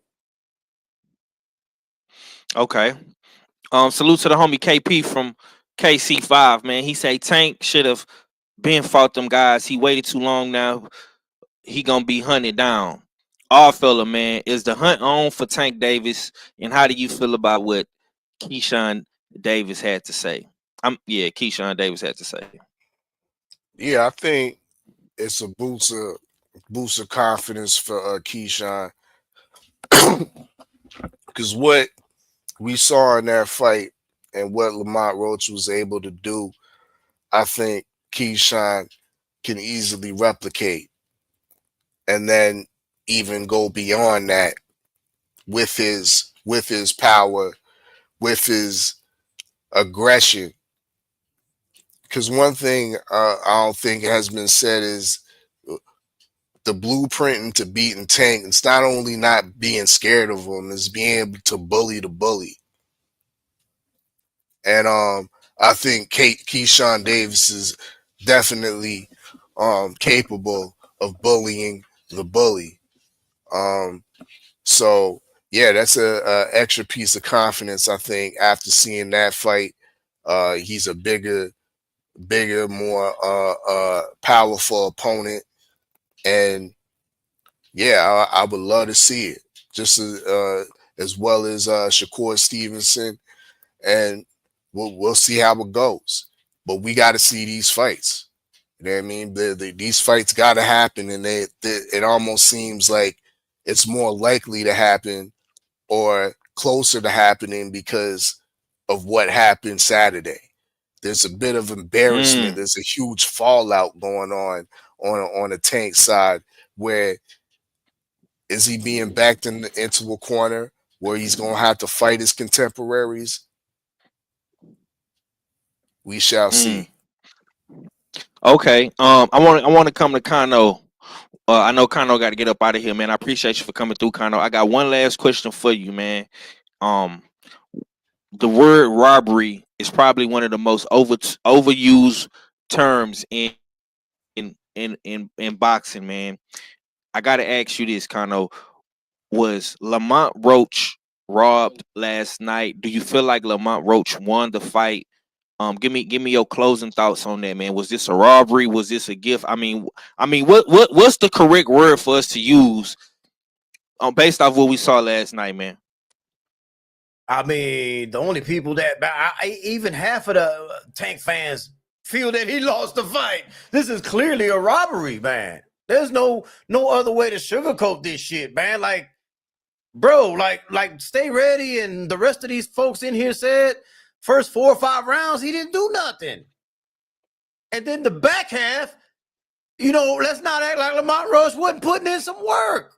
Like, you know, I had it 7-5. It could have been 8-4 for Roach, right? But I gave it 7-5 just being generous, because there was a couple of rounds that were like toss-ups and shit, you know, swing rounds and stuff like that. But either way you put it, man, Roach, you had to have had Roach winning this fight. I don't see how you see this fight any other damn way, man. I was Roach. I wouldn't even, dude, to be honest with you, I wouldn't even fight Tank again right now. I'd go fight somebody else at 135, man. You know, I just, you know, bro, because I don't even know if Tank wants to rematch. Okay, because kind of what made it a robbery? Because your Puerto Rican homie, Boricua homie, TD said robbery because of the timeout. What made this a robbery, bro? Because it was a clear victory, bro. I mean, like it was a clear victory, man. It's a clear victory, man. And on top of that, he got away with the knee disqualification that should have been a disqualification on top of that. Like I'm just gonna keep going back to that. On top of the fact that he beat his ass on points, he should have been disqualified. Forget about the 10-8 round. He should have been disqualified. Just go look at the rules. The ref should have and could have disqualified him right then and there. He didn't give him permission to go over there and go to the corner and get wiped down or anything. That's a DQ. Period. We're fighting the wrong battle when we're talking about the 2 points, the 10-8 round. I mean, if I was him, that's what I'd be going to the commission for. Why did he get disqualified for that? We need to revisit this right here. We need an investigation on this. Why was this not a disqualification? That's what he should be doing. That's what he should be doing. But anyway, man, I do got to get up out of here, man. I got to get ready for tomorrow, man. But I appreciate being on here and all that, man. Salute to y'all, man. Man, salute to number 7, man. Yeah, Chicano Loco TV, man. The face of Puerto Rican boxing talk, man. Salute to you, OG. I appreciate you for coming through, man. You're more than welcome. Anytime you want to join the show with us, man. I appreciate you, brother. Okay, KG said he be right back. Stay ready. I'm gonna come to you, bro. Robbery. They say robbery is the most overused terminology in boxing. Was this a robbery? Did Lamont Roach get robbed? Did Tank Davis get robbed? How do you feel about it, man? Who really won this fight? Let me say this. I'm gonna say robbery is not the most overused term in boxing. It's not. The reason they use it so much is because there's so many robberies in the sport. Let's stop ass kissing these promotion companies. Let's stop taking payola from these promotion companies. Let's stop letting the commission dictate, well, I don't want him to fight because they fight like this. Let's start treating these fighters like they supposed to be treated and giving these fighters they just do. You got fighters that's out here putting they all in this sport, and they got these referees with they life and money in their hands. Nigga, I'm out here putting my life on the line in this ring, and you sitting your fat ass on the side of the ring, out of shape ass on the side of the ring, taking scope and don't know what the fuck you looking at. Because believe me, I've been in some of them amateur fights, and some of them motherfucking referees don't belong to be on the side of that motherfucker. They don't know what the fuck they looking at. I done seen kids be over there whooping another fighter ass with headgear on, and this judge just scored it for the other kid. I'm like, he just got his ass whooped. Ain't did nothing. Then knocked his head back. Referee in the ring ain't calling it a knockdown. Ain't giving him a standing 10, nothing. But you got these referees messing over these kids, messing over these fighters. If y'all stop messing over these fighters, people will stop saying robbery. Another thing, sometimes we do call it robbery, even though the fights are closer than it was. In this case, yeah, I had an 8-4. And yeah, it was some close rounds in there too. Could it I'm gonna be like this. Could it have been a draw? Yeah. Could Tank have won? No. It's not even possible. Either it's a Lamont victory or it's gonna be a draw. It's not even gonna sway the other way. It's no rounds in there that could sway it the other way. And I hear people saying, well, you got to beat the champion. No, we got to stop saying that shit too. Because we seen where champions get robbed all the time. I.e. O'Shaquie Foster when he fought old boy the last time. The first time they fought, O'Shaquie beat him all 12 rounds. He did not win one single round, and they took the belt from him. So I don't want to hear that you got to beat the champion either, because clearly the judges don't feel like you got to beat the champion. So let's stop saying that shit. I think that term right there is the most used term in boxing that we got to stop fucking saying.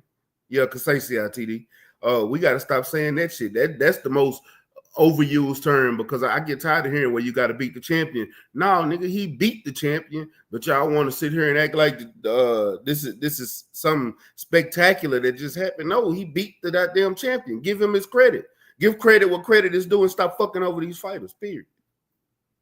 Yeah, and salute to the homie Joseph Jackson. He put a great comment in the chat. The shoulder check. That was another dirty tactic that was not called in the fight. Absolutely. The punch is below the belt. He hit him below the belt a whole lot of times in the fight. Nah, he did. He did. And Tank was even crying about that. He's saying about something about his trunks being too high or something. It was just a whole lot of boo-hooing and whining, bro. If you are a mega star, if you are the guy, you the king, you the face, bro, you can't be doing all this whining and boo-hooing, man. All fella, I'm gonna come to you, man. They say robbery is one of the most overused terms I'm gonna in mess with y'all boxing. later. I'm gonna listen in, but I gotta get back to the studying, man. I appreciate you. Go ahead, bro, I got man. Go ahead and go ace the midterms, man. You got this shit, man. Go knock that shit out, man. Walk that shit down, bro. I appreciate you for coming through, man. Salute, You know what I'm brother. saying? Salute, bro. Salute, man. I appreciate my boy pulling up on us, man. He ain't been on a panel in a while, so salute to Mac for coming through. Arthur, I'm gonna slide over to you. Robbery, the most overused term in boxing. Was this a robbery? Did Lamont Roach get robbed? Did Tank Davis get robbed? How do you feel about this, man? And who actually won this fight? You could call this a robbery, but if that's being too overused, let's call this definitely home cooking. Tank's always referenced Brooklyn as his second home. The Barclay, I think, where he won his first major championship belt. So let's reference this as definitely home cooking. But as far as the term robbery goes, yeah, there was robbery in Brooklyn on Saturday. You know what I mean? Once again, we can go over it in two instances. You see how the judges' scorecards added up, where you had the two judges that came up with a draw. Well, due to the lack of a call from once again the referee Steve Willis not calling the 10-8 knockdown, that led not to Lamont Roach winning the fight by a point on those two judges' scorecards. Robbery. Then at that, the fact that Tank Davis took a timeout to go to his corner for his corner to come up on the ring apron during a round to wipe his face down should be a disqualification under the Queensberry rules. Robbery, if not home cooking. So there you go. Yeah. Two instances right there.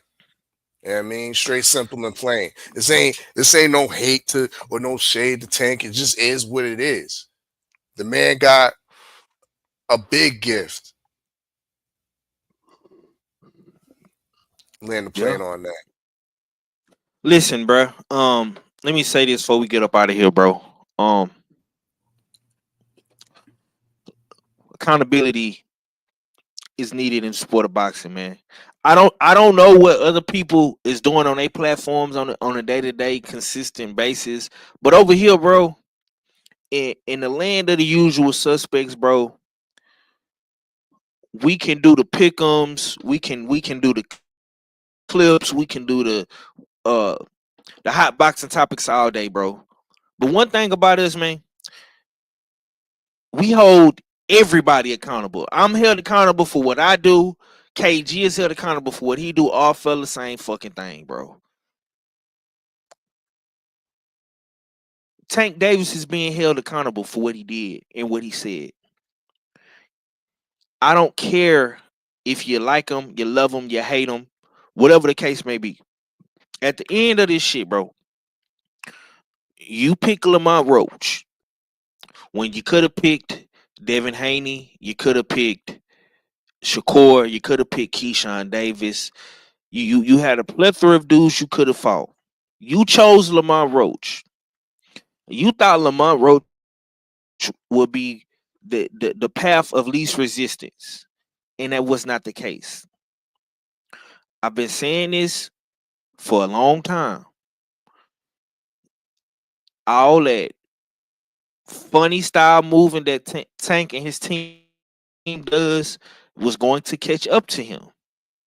I told y'all on Friday, Lamont Roach is not scared of Tank Davis. I think Lamont Roach is going to do some things we have not seen before.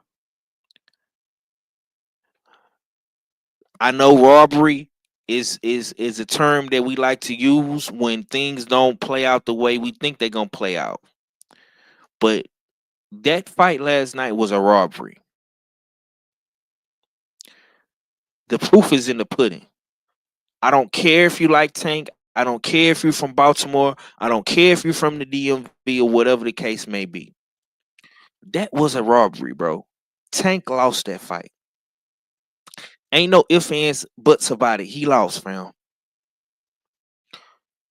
I feel like Lamont Roach won the first 4 rounds off the bat. Easy, he won those first 4 rounds. Now the mid rounds, it was a lot of swing rounds up in there. Tank did start coming alive and start, punching and landing some decent punches. But Lamont Roach to me won the first 4 rounds of that fight, and he for sure won all of the rounds after round 8. So I say he won round 9 for sure, 10, 11, 12, bro. That's another 4 rounds. That's 8 rounds.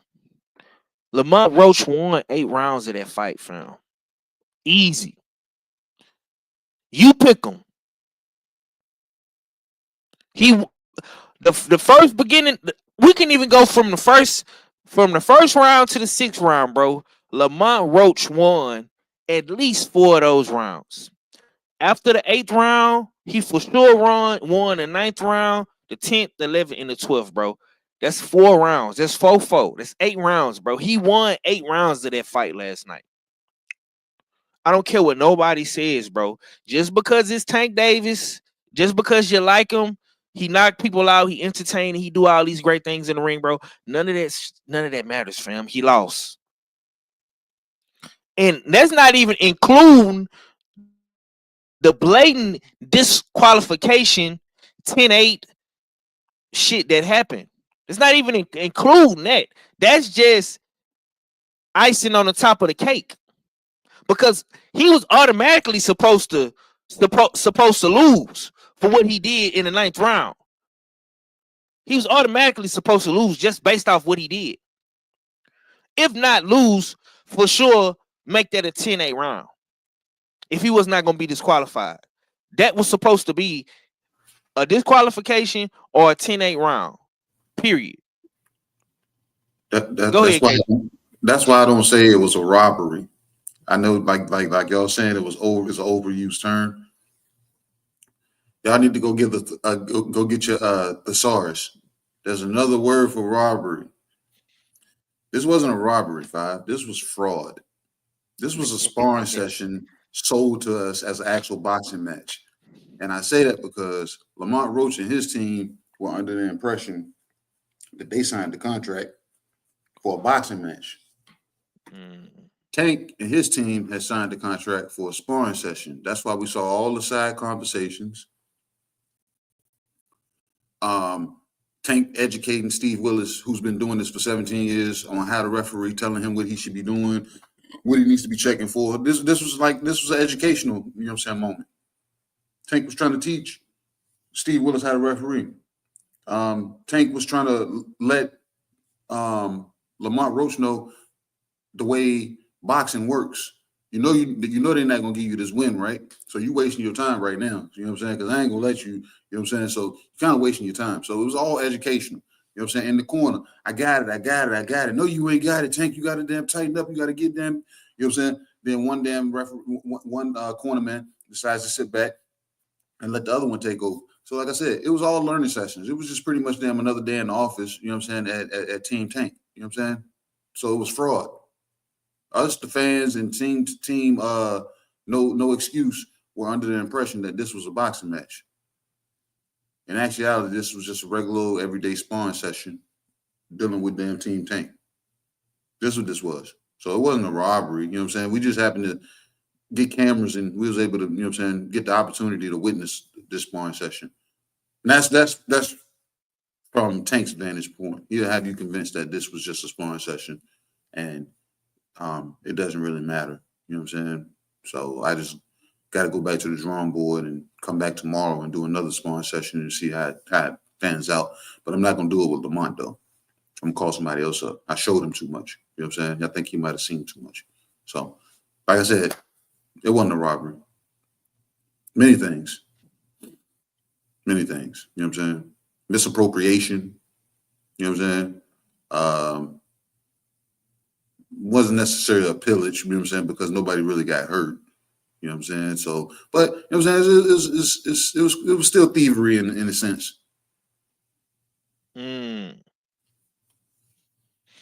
Okay. Look, man, on that note, we're gonna get up out of here, man. You know what I'm saying? I appreciate everybody for tuning in. I can't wait to hear what Cadillac Red and the other brothers is gonna have to say. You know what I'm saying? I appreciate everybody for tuning in. This was definitely a good show, man. Kano pulled up on us, man. Number 7, man. My boy Stay Ready pulled up on us, man. KG Fella pulled up, man. Salute to Ak and Red. I know Ak is enjoying his birthday weekend. Ramadan has started. You know what I'm saying? So I know my brother is doing his thing. You know what I'm saying? Enjoying the Ramadan and his birthday festivities. I know Red is enjoying his vacation. You know what I'm saying, with his family in the NO for Mardi Gras. But yeah, man, we definitely gonna talk about this shit tomorrow. And if Red cannot make the Beltway tomorrow, man, we would definitely be here for Marathon Mondays, and we gonna talk about it some more, man. On that note, man, KG, give me your last, brother. Can't give you my last, man, because I ain't never damn old. It's never done. It's never done. But you said a marathon. You said a marathon tomorrow? So no, can't give you my last, man. Shout out to the chat, man. Shout out to my brothers, man. Everybody that pulled up. Shout out to Kano. Shout out to last night's damn set of fights. It wasn't $80 worthy, but we saw some things. And the things we saw is going to spill over into the next couple of weeks because I know probably some people that obsessed have loads and loads of ammo in the damn chamber already locked and loaded. So Tank of Maniacs, I hope y'all are prepared for the onslaught that y'all are about to endure. Goodwill Hunting. Yeah. So we do got some fights coming up, you know what I'm saying, for the month of March. We got Michaela Mayer again with Sandy Ryan. Cepeda versus Tevin Farmer. In April, we got Jerron Ennis, Counter Ben Eubank Jr. Let's see what else we got coming. Oh shit, March the 12th. That's probably gonna be next week. We got Keith Thurman versus Brock Jarvis. Let's see what else we got. We got a card in Tokyo, March the 13th. 14th, we got Stephen Butler and Banzania. That's in Montreal. That's in Arthur neck of the woods. Nick Ball, TJ Duhaney. That's March 15th. Let's see what else we got. Oh, March 22nd, we got the return of Sebastian Fundora. He fighting Cordell Booker. We got the return of George Kambosos, March 22nd. You know what I'm saying? So yeah, man, we got some fights coming up. Oh shit, I'm tripping. Next week, this week coming up, March the 7th, we have Natasha Jonas. We got Caroline Dubois. You know what I'm saying? So we going to the foreign side of this, man. We're going to the foreign side of this, man. This fight coming up next week is gonna be the females, Caroline Dubois, Natasha Jonas. We got Keith Thurman, Brock Jarvis as well, man. So yeah, we're going to the foreign side of things in the up and coming weeks. And like I say, yeah, it's all foreign, man. We got Tokyo, Australia, we got the UK, George Kambosos in Sydney. Then at the end of March, we got Michaela Mayer and Sandy Ryan. Then in Mexico, we got Cepeda, Tevin Former. So your boxing is gonna slow down a little bit as far as big fights. And like I say, April, we got Torres versus Guido. That's gonna be fire. We got Janabek. I can't pronounce this dude's name, but we got Janabek. He going back to Kazakhstan.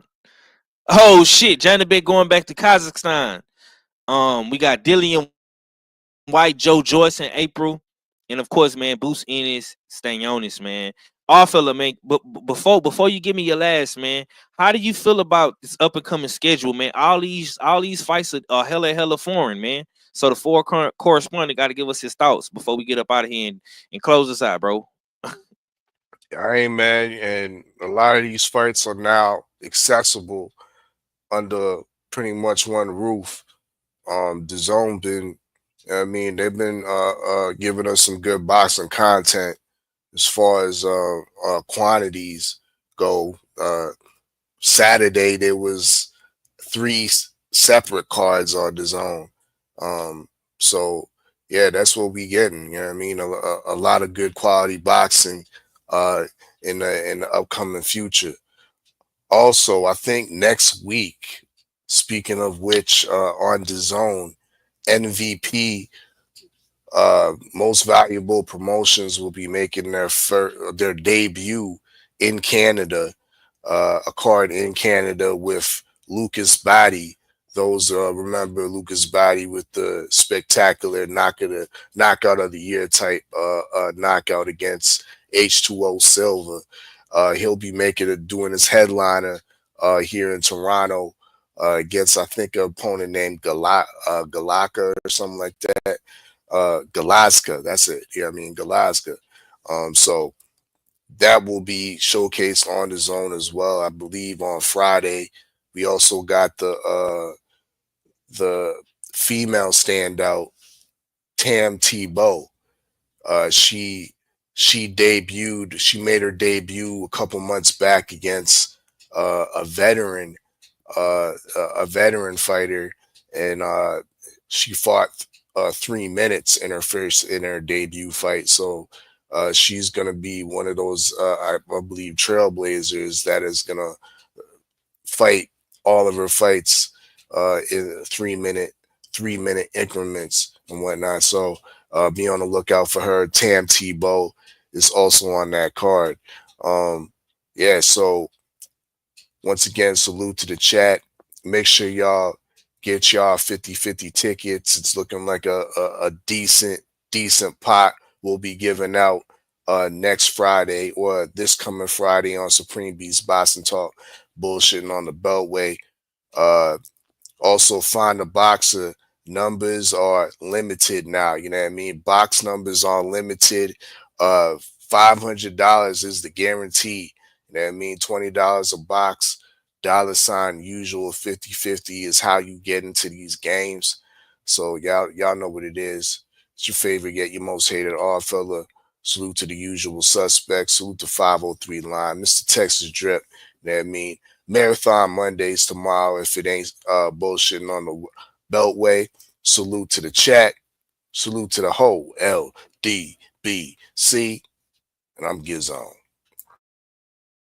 Yes, sir, man. Hopefully we do have the Beltway tomorrow, but if not, we will be back Marathon Monday, man. And I got a whole lot of shit in the tuck that I didn't even get to today. So hopefully we do have the Beltway tomorrow, man. I definitely miss the Beltway, man, with my brother Cadillac Red and KG. You know what I'm saying? Even though KG pulls up everywhere, man, we definitely got to get the Beltway back in the algorithm. You know what I'm saying? And yeah. We ain't gonna be cruising down I-95. We'll be cruising down I-10 for the win. Go get them tickets, man. Let's go. Y'all know what it is. It's the usual suspect 650-50 draw. Buy your tickets now for your chance at winning half the pot.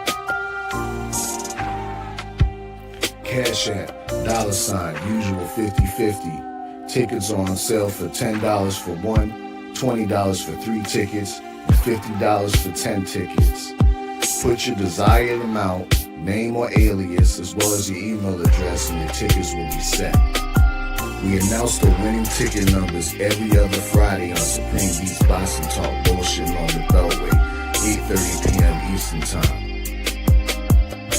Remaining proceeds will go directly to the LBBC meet and greet in Las Vegas. Shout out to the LBBC, and remember, It's a usual suspect.